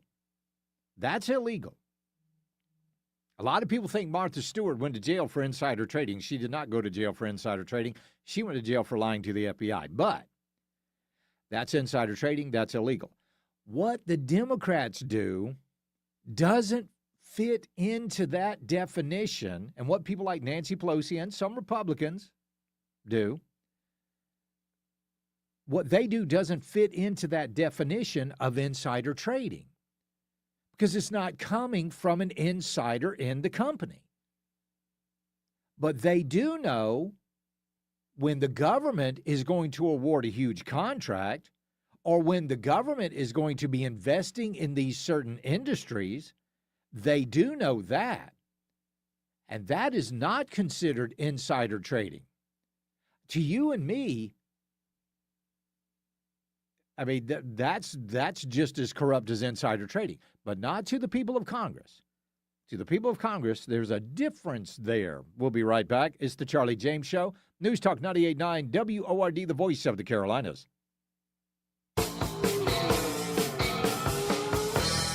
When nasty weather strikes, stay in the know with the upstate's largest staff of meteorologists 24/7 on News Talk 98.9 WORD. The voice of the Carolinas.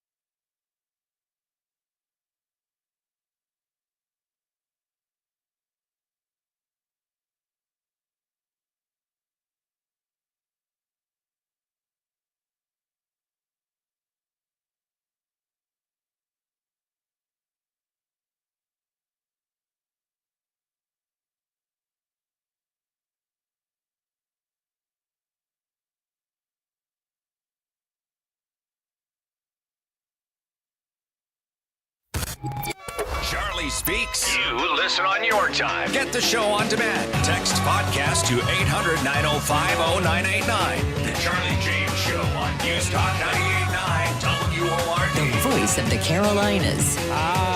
The biddies. The biddies on The View. You know what they were upset about last night? You know what really upset those women on The View last night? The fact that President Trump honored the men's hockey team. Let's take a listen to the old birds. He's not well. The man is not well. His narcissistic disorder is off the charts. Well, you know what? He's also insanely rude because a lot of people won goals for the U.S. A lot of people won gold. I'm sorry. You know, a lot of the women's hockey team and the women and the young skater who comes from immigrant family. I mean, there are a lot He's of clearly a fan of heated rivalry, Whoopi. That's why he loves the hockey players. I can't believe he does. Shut up, Whoopi. That's a big deal.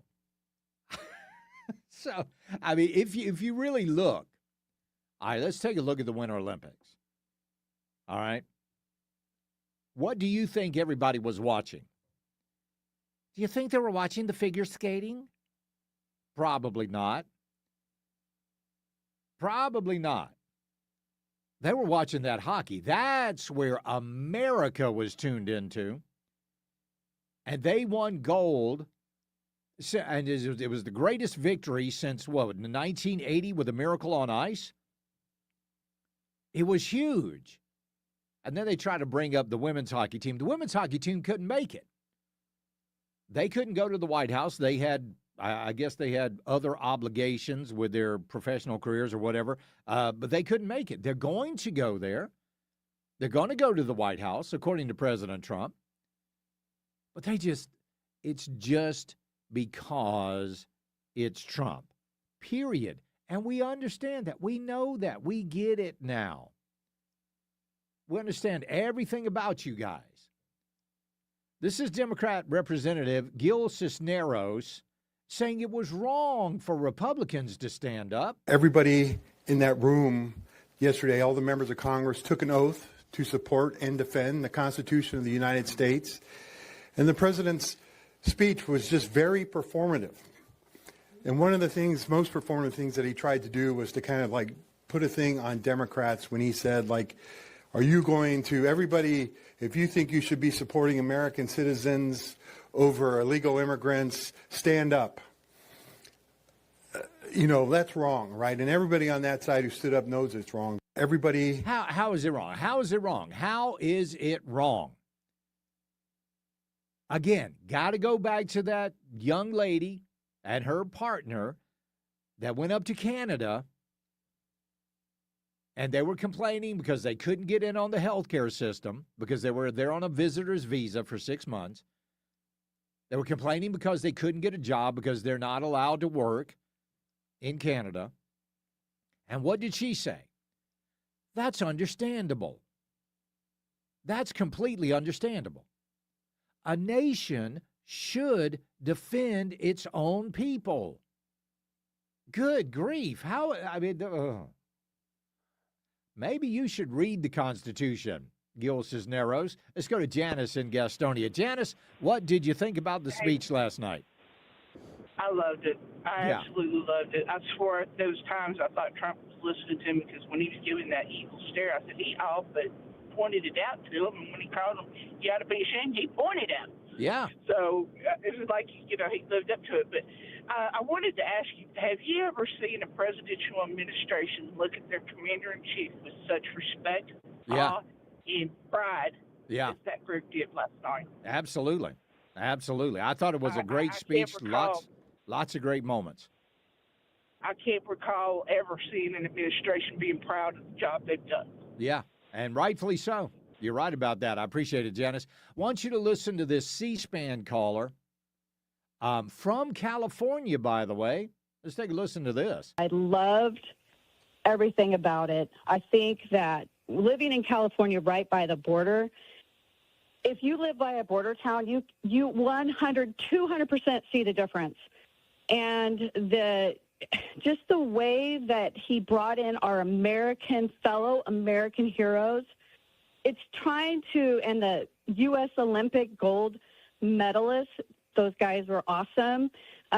It's just uplifting. It's like if you do not see what has happened within 1 year, to all the American people, like we all just need to realize everything's not going to be agreed upon. But I thought it was amazing. I'm seeing egg prices go down. I'm seeing the border secure, living on a border town. I'm witnessing it with my own eyes. I don't do social media. So thank you, guys. I love it. Yeah, it was. It was a great speech. It was a great speech. Former House Judiciary Chief Counsel Julian Epstein was giving it out to the Democrats. Democrats, for their part, I think, Trace, they started off very well behaved. They sort of sat on the hands for most of it, and I was very impressed until you had a couple of members, Tlaib and Omar, who started screaming at the president. That was a national embarrassment, I think, for the party. And then I think when the president asked the Democrats to stand for the slain passenger in North Carolina, that brutal murder, and when he made the point about our first priority is Americans rather than illegal immigrants, and Democrats wouldn't stand on either of those two, I think they took his bait and they made the mistake. And that is a fundamental problem. Democrats. Yeah. And it was. I mean, it was a trap. I'll admit that. But they showed who they are. But what really got me, what wasn't a trap, was when he highlighted the murder of Irina Zarutska in Charlotte on the light rail system. And they highlighted her mother. And still those people didn't stand. They still sat there. I don't know. I don't know what cognitively has to be wrong with someone to vote Democrat. I can't even imagine doing it. I really can't. I mean, in any race, any election, I don't care if it's dog catcher. I don't care. Whenever and even me, whenever there's a nonpartisan election, I always like to look and see, because even though the seat might not be partisan, always remember the person is. The person is partisan. And you got to do your due diligence. We've got the primaries coming up on June 9th, and that is screaming towards us. We've got to make sure we make the right decisions in those elections. We'll be right back. This is the Charlie James Show. News Talk 98.9 WORD, the voice of the Carolinas. Charlie tells it like it is, whether they like it or not. You're locked into the Charlie James Show on News Talk 98.9 WORD, the voice of the Carolinas.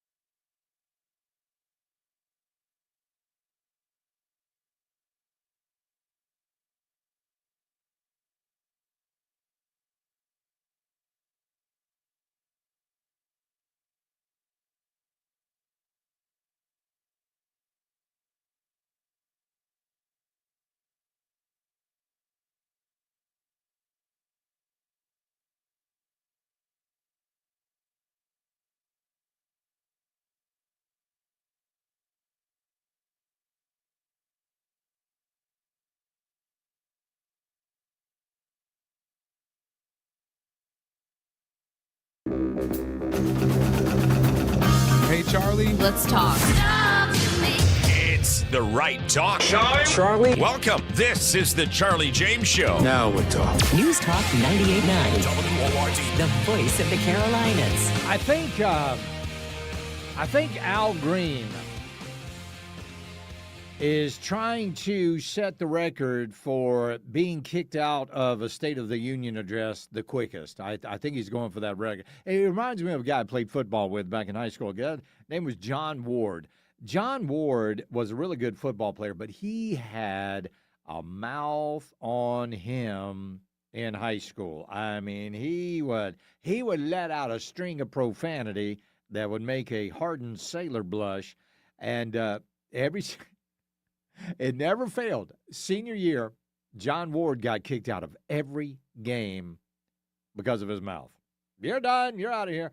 So it was the last game of our high school career for us seniors. We had about 30 seconds left on the clock. John Ward was still in the game. And everybody was kind of surprised about that. So right before the ball was snapped, John Ward, we were on defense, but right before the ball was snapped, John Ward stood up and just said something. I can't remember what he said, but oh man, broke loose, and John Ward got kicked out. So he had a perfect record. I think that's what Al Green is trying to get, a perfect record of being kicked out of every State of the Union speech that Donald Trump gives. Because why? They're idiots. They are idiots. So last night over on Fox News, or it might have been this afternoon, over on the Will Cain show, I think it was this afternoon, Will Cain had a panel of people in studio, and they were talking about the State of the Union address, and they were talking about, all of the policies and stuff. I want you to listen to what this African-American woman said to this young white liberal. We all agree on that point. I just think that the reality is that an act like the SAVE Act is very likely more aimed at voter suppression and at keeping key demographics that the Republican Party does not want voting to not show out and vote.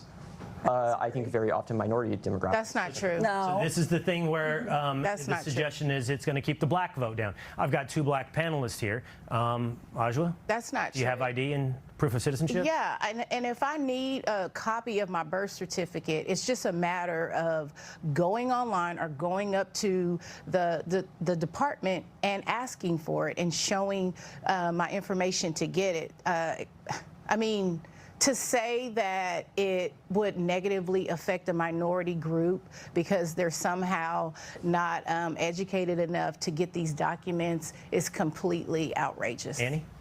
In my opinion, this should not be a controversial issue. Shouldn't be a controversial issue. They just make it a controversial issue because they know if only American citizens are allowed to vote, then they can't have the illegal alien vote.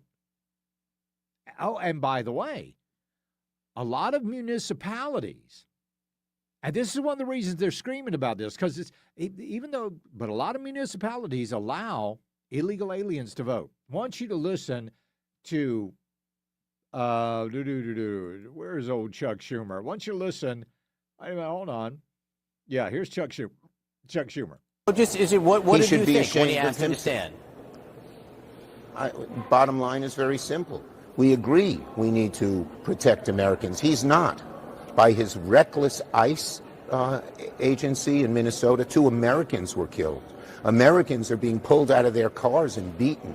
Americans' houses, the doors are being knocked down, without a warrant.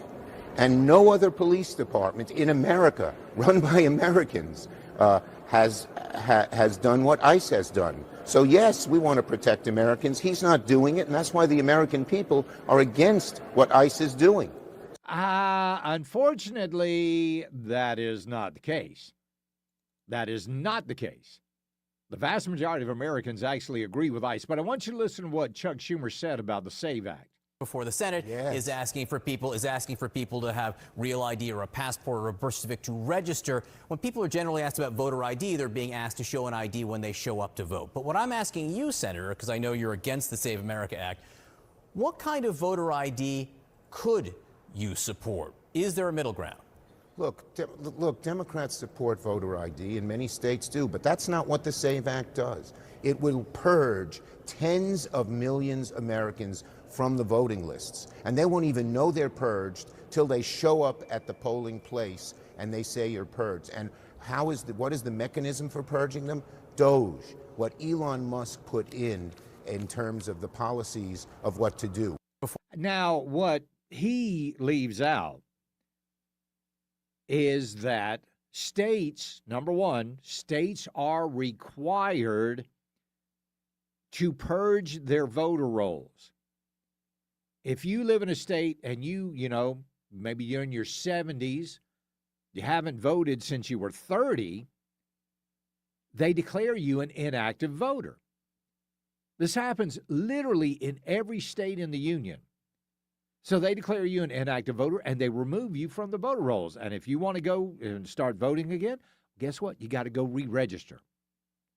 That's just the way things work. And most state constitutions call for this to happen.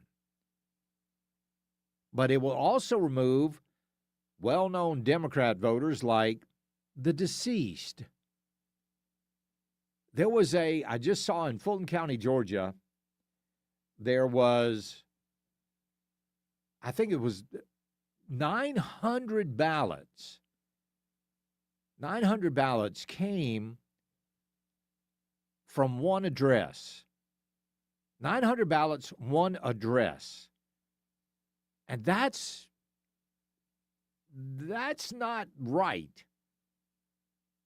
This is not a residence that could hold 900 people in that same address. You see, that's all they want. They don't want the Save America Act because that's going to upset their plans to cheat in the elections. Because that's how they win. Well, they win two ways. Number one, they win by cheating. And the second way they win is because of Republican apathy. Republicans just lost 2 special elections in Pennsylvania. This gives the Democrats back control of the House of Representatives in Pennsylvania. Low voter turnout caused these losses. Over the past, I would say, 6 months, Republicans, with the exception of South Carolina, conservatives have had a dismal track record in special elections. Dismal. Because Republicans, for some reason, if Donald Trump is not on the ballot, or this isn't a presidential election, they just don't want to get out and vote. And that's going to be a real problem in the midterms. Let's go to Cassandra in Greenville. Cassandra, welcome. Hi, Charlie. Hello. Wow, wasn't he magnificent? Yes. He was magnificent. Absolutely. We really enjoyed it. But I'm calling because there was one thing, I don't know if I would call it a correction, but there's one thing that I wished he had done. And, if you think of somebody at a job where their boss is either, intolerable or incapable or stupid or whatever it is, they put their employee in a dangerous situation. The employee breaks his arm. He goes, gets his arm fixed, comes back, and the boss does it again. He breaks an arm. Okay, he goes and gets it fixed. He comes back. Now the place gets rid of him, the boss. Finally, they say, okay, we've got to get rid of this boss. He's not doing a good job. The employee is still, with a new good boss coming in, won't be able to actually work as well as he did when he first started, before he was hurt. And I wish that President Trump would have just said a little something to make it clear that, yeah, we're winning, and we are winning. We're very happy about it. But it's going to take a little time because we do have to recover from the last administration's actions. And I wish he would have just stressed that it's going to take time because I've heard Democrats already saying, "Oh yeah, well he says this, but we're and I'm like, what? Are you kidding me? Yeah, well, You know listen, what we it came doesn't. from? They could do it. He could have done it at a lightning speed, and they would still criticize it Still, you're just right. You're right, because Charlie. it's You're right. him. I appreciate it, Cassandra. Got to hit a break here. It's the Charlie James Show. News Talk 98.9 WORD, the voice of the Carolinas. Eyewitnesses wanted. When you see news, email news@989word.com.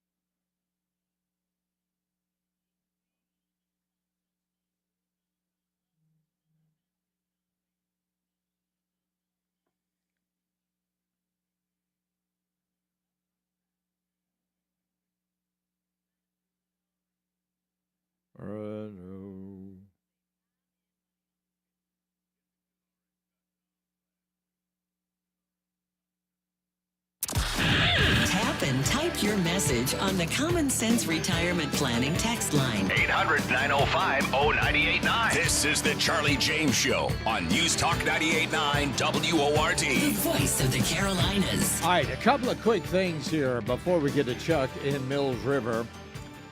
Number one, I would like some. I want to know: are you any of you guys out there, women, guys, you guys, generic, making any AI videos? Do you do anything like that? Because how about you, JJ? You doing any? Hey, well, yeah, I need a. They got these video generators out there. Oh my word, they are amazing. And to me, you know, a casual observer of artificial intelligence, it seems like it's kind of in its, I won't say it's an infant, but it's certainly a toddler. It's going to be very interesting. And look how quickly it has developed and grown as much as it has. I was watching a video the other day, and I would have swore on a stack of $100 bills that this was real until something happened in the video that actually defied the laws of physics. And I was like, oh, okay, that's AI. There's always little tells. But, man, I'm telling you what, in a few years, maybe even a year, it's going to be hard to distinguish between reality and artificial intelligence. It really is. And that's got the movie industry worried. They're very concerned about this because people are just going to start turning out their own stuff, kind of like they're doing online. But so I want to know if you guys are using any AI software that's either free or relatively inexpensive. Pass that along to me. Just a couple little things I would like to put together. Just personal for the show, things like that. Nothing major. But speaking of videos, and I'm not going to give you my opinion on this just yet. All right? I'm going to withhold my opinion. I'm just going to give you the information. Candace Owens has got a new, I guess it'll be called a documentary about Erica Kirk. Now, if you go back and you remember just months ago, Candace Owens said that if Erica Kirk were to tell her to stop all of this stuff, then she would stop. Well, Erica Kirk told her to stop, and she's still going on with it. So Candace Owens is coming back. She's kind of been quiet lately, but she's coming back with this new documentary. It's called Bride of Charlie. Does that remind you of any other movie? Bride of Frankenstein? Yeah, probably meant to be that. But I don't know if you saw the statement from Dan Bongino about this. He lit her up. I mean, he tore her to shreds, Candace Owens. So we'll see. We'll see what this documentary thing does, and I would like to get your opinion on it when you see it. Now let's go to Chuck in Mills River. Chuck, welcome. Not to change that subject, but wow, what a barn burner of a State of the Union that was. Yeah, man. But you know what? It was a subtle barn burner. It wasn't like, I'm going to do this, and we're going to do that, and we're going to be. It was like, these are the facts, and there you go. Well, when I first started watching, I was pretty beat. We had a lot of limbs down from the snow and all, and I was just kind of sitting there after cleaning up the front yard during the day. I was like, this is not going so well at the very, very beginning. But it turns out he was just trying to read the room.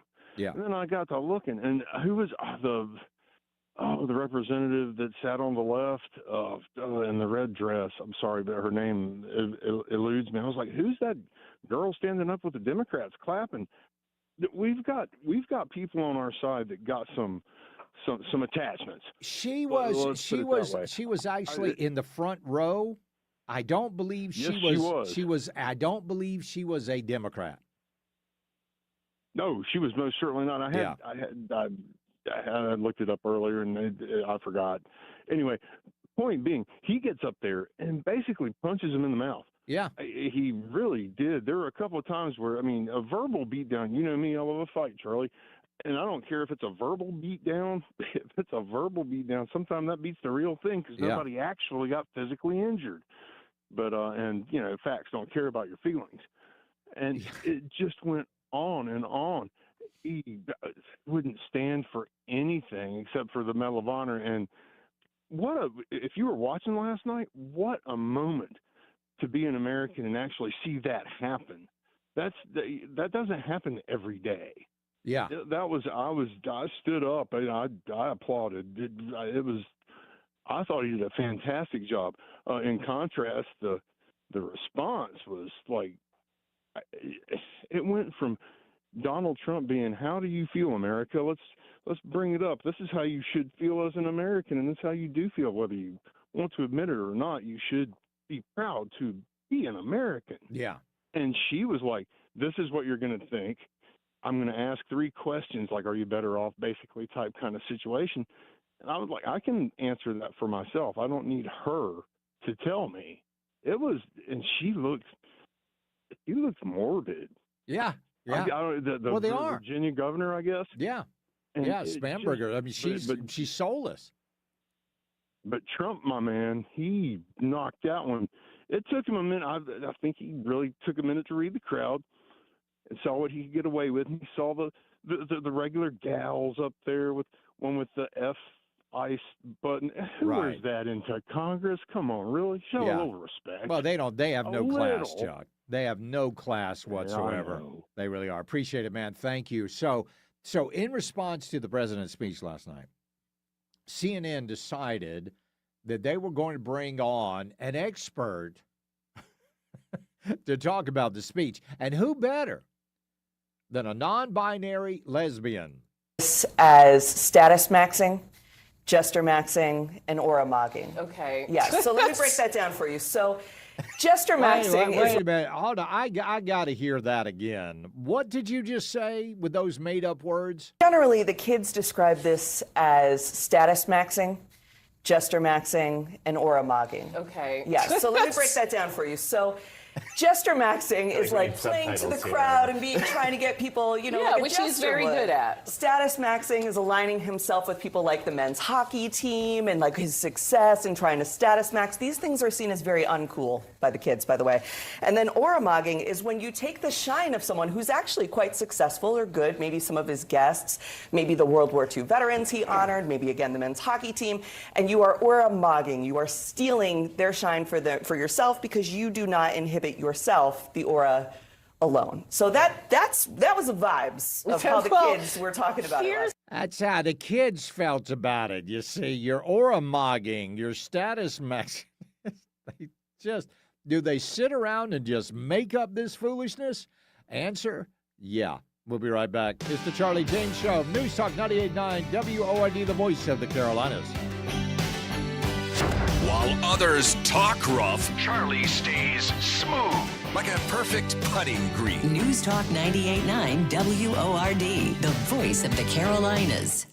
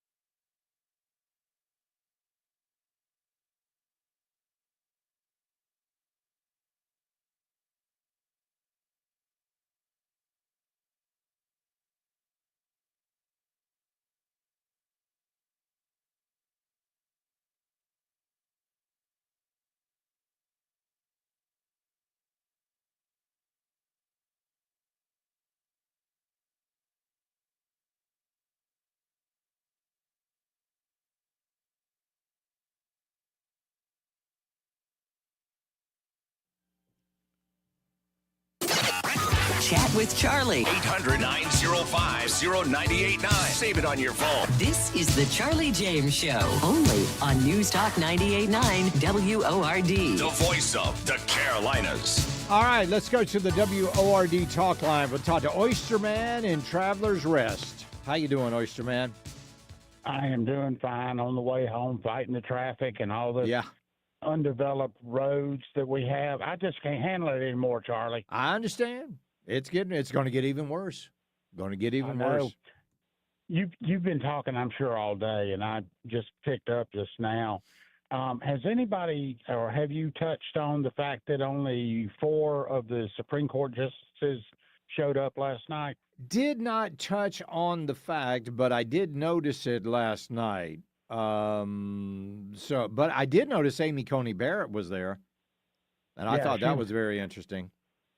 Yeah, and the fact that he did lambast them just like the Democrats. So, yeah, but he did. He kind of gently did it a little bit. Yeah, he kind of swallowed his tongue a little bit, I think. Yeah. But and the reason is he's got another big case coming up in the Supreme Court as well, so you don't want to bite the hand that could give you a victory.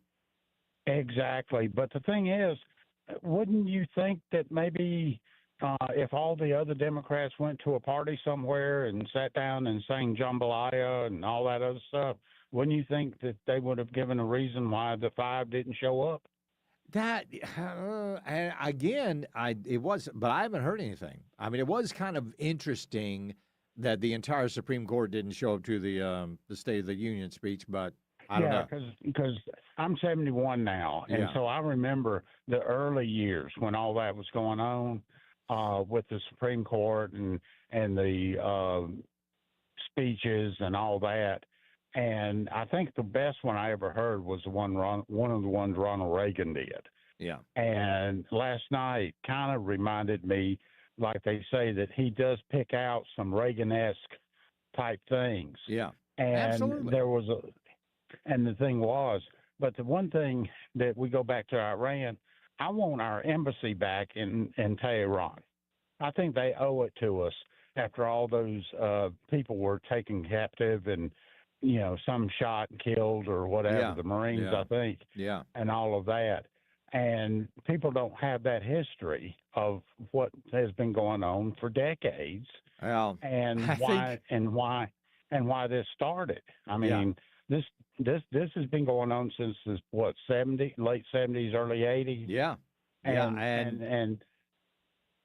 but I was about to say, I think Iran's about to get a brand new history. Oyster Man, one that I think that they won't be writing themselves. And new lakefront property. Yeah, exactly right. I appreciate it, buddy. Thank you. Let's go to Larry in Cleveland County. How you doing, Laro? I'm doing great, man. Hey, listen, that was the greatest State of the Union I ever heard in my life. It was good. Yeah, I mean, definitely. And they talk about these medals that they give these men and women. They deserve every bit of it, Charlie. Oh, absolutely. Absolutely, but there are people out there that complaining. Oh, this is just like they're complaining. They're comparing it to a game show where you get a medal and you get a medal. They are disgusting, Larry. They really are. I appreciate it, buddy. But last night during the State of the Union, President Trump. Sometimes you just got to find a little humor in some things, and I thought this was incredibly funny. So President Trump's talking about Minnesota and talking about Somalians in Minnesota. Listen to what he said. The Somali pirates who ransacked Minnesota remind us that there are large parts of the world where bribery, corruption, and lawlessness are the norm, not the... And they immediately cut to Ilhan Omar. When he said Somali pirates, they immediately showed Ilhan Omar like, this is an example of a Somali pirate. I chuckled when that happened because she was so mad. Oh, man, she was fit to be tied last night. Wouldn't shut her mouth. I just found that funny. But there was another moment last night in the state. Oh, by the way, Ilhan Omar is now out there making her first appearances after the State of the Union speech. Wolf Blitzer actually gave her 3 chances to apologize for her behavior last night. Let's take a little bit of a listen. The House Democratic leader, Hakeem Jeffries, advised your caucus, the Democratic members, to either skip the State of the Union address or sit there in silence. Should you have just boycotted the address, and do you think you violated the guidelines set out by your own leader? No, I think it was really unavoidable. The president talked about protecting Americans, and I just had to remind him that his administration was responsible for killing 2 of my constituents. In Minneapolis, many members of your Democratic Party criticized their Republican counterparts when they interrupted President Biden's State of the Union address, as a lot of us remember. Do you have any regrets at all about the interaction we played between you and President Trump just last night? I do not, and I think many people look at that moment when the president says it is our responsibility to protect Americans, and he does not acknowledge the fact that 2 Americans, 2 of... Oh, shut up. 2 Americans that broke the law. 2 law-breaking Americans. CC always leaves that out. But there was another moment in the State of the Union speech last night that I think is more important, and that had to do with the SAVE Act. Perhaps most importantly, I'm asking you to approve the Save America Act.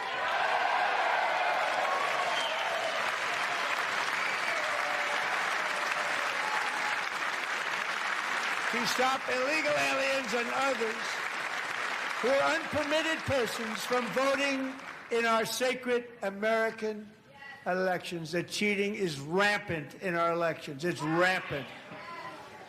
It's very simple. All voters must show voter ID.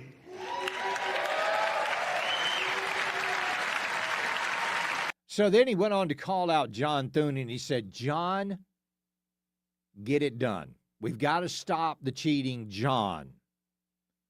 Well, on Kudlow this morning, John Thune said that he was completely happy to have the Save America Act as a wedge issue in the midterm elections. Completely happy with that. So, in other words, you're not going to see the Save America Act being passed anytime soon. We'll be right back. It's the Charlie James Show. News Talk 98.9 WORD, the voice of the Carolinas. Get breaking news sent straight to your phone for free. Download the Odyssey app. Follow News Talk 98.9 WORD. Stay in the know with the voice of the Carolinas.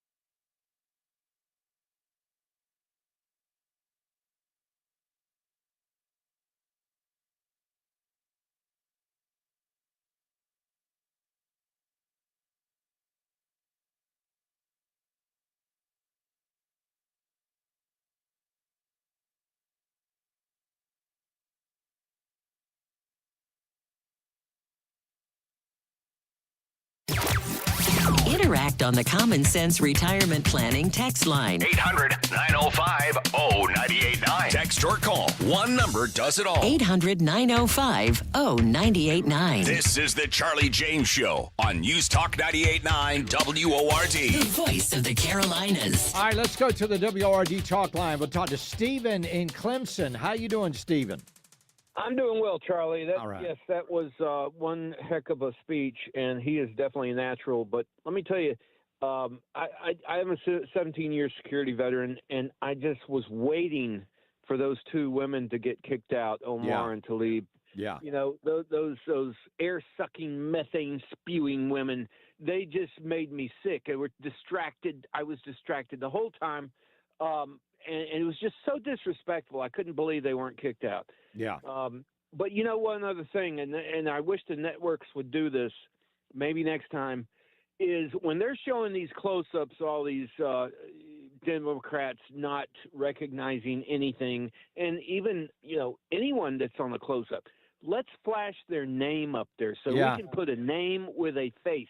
That's one thing that also disturbed me, is that, you know, I don't know these people really, but it would help me to know if they had put a name. And I know that'll take some homework and some quick thinking, but I think it can be done. Yeah, it can be done, but that Chiron operator's got to be on the ball. I appreciate it. Thank you, Stephen. Let's go to Robert in Mills River. Robert, how are you? I'm doing good, as well as could be expected. Well, right now, Robert, before we get to what you want to talk about, I want to say this to you, because last night you told us that you lost your mother, and I don't believe that I tried, but as I thought about it later, I just want to tell you just how it broke my heart to hear that you lost your mom. Yeah. It really did. I was standing in my kitchen last night, and I was thinking about you, and you're losing your mom, and I said a prayer for you for comfort, and I just want you to know that I was very saddened to hear the loss of your mom, and I want to know, do you have people that you can lean on and count on for support right now? Oh yeah, well, okay. Yeah, they've all my friends and stuff been pretty supportive. It's just mostly been me and her here. Yeah, I know. I'm gonna tell you, everything seemed to come together. It's like God works in weird ways, Charlie. And I love my mom, and I miss her something awful. Yeah. But I can't bring her back. I've grieved so much, my eyes hurt. Yeah, I understand. And you know, and the thing is, you and JJ, everybody, and Chuck in Mills River, when she come out of the hospital, y'all called in and was so supportive. JR, and I love listening. And the caller before you, I want to say what he said pretty much, is that I don't think last night they ought to put their names up there just like he said. And I just want to say what a great speech. I just wish my mom had seen him on there last night, because she loved him. Absolutely. I got her vote, and I took her over there in my van to vote for Trump, and she was so tickled to get the vote for him. And I'm telling you, he's the man. You're right about that, Robert. Nobody don't believe in his politics and stuff. They ought to be out of this nation right now. I agree with you.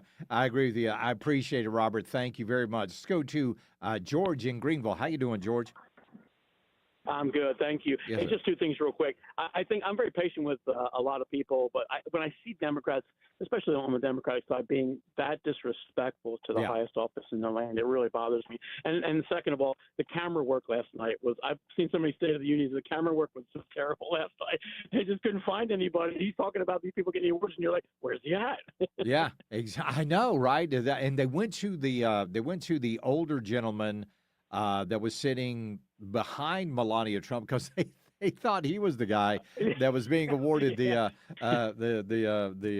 Medal of Honor. But mistakes like that. I don't even know who is in charge of running the cameras for the State of the Union. It's not the networks. It's another production company. Oh, it is. Okay, yeah, I didn't know that. Yeah, they do. I appreciate it, George. But they contract these things out, and they have what's called a pool feed.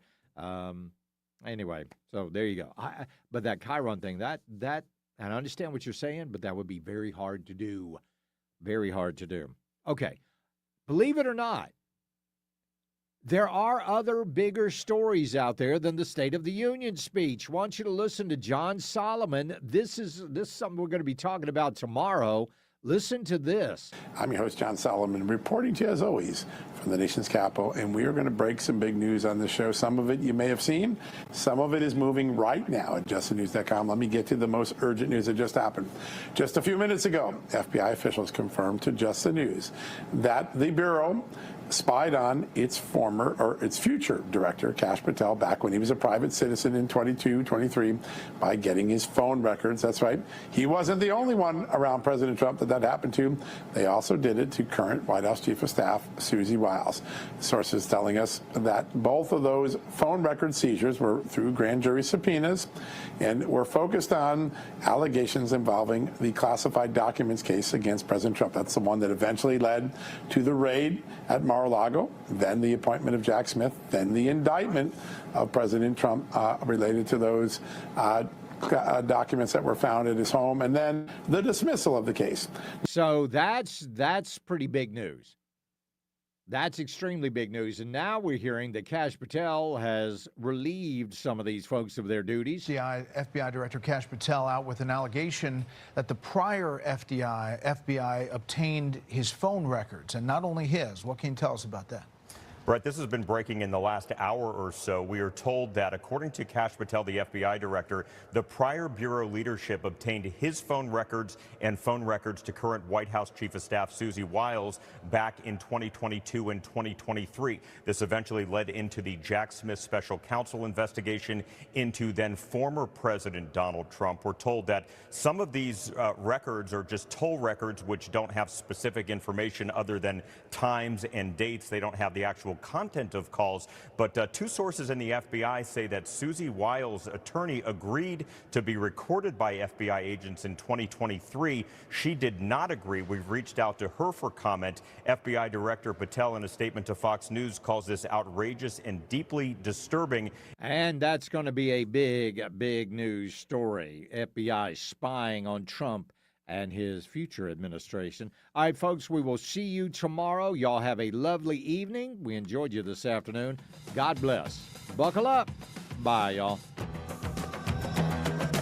Joey Hudson here.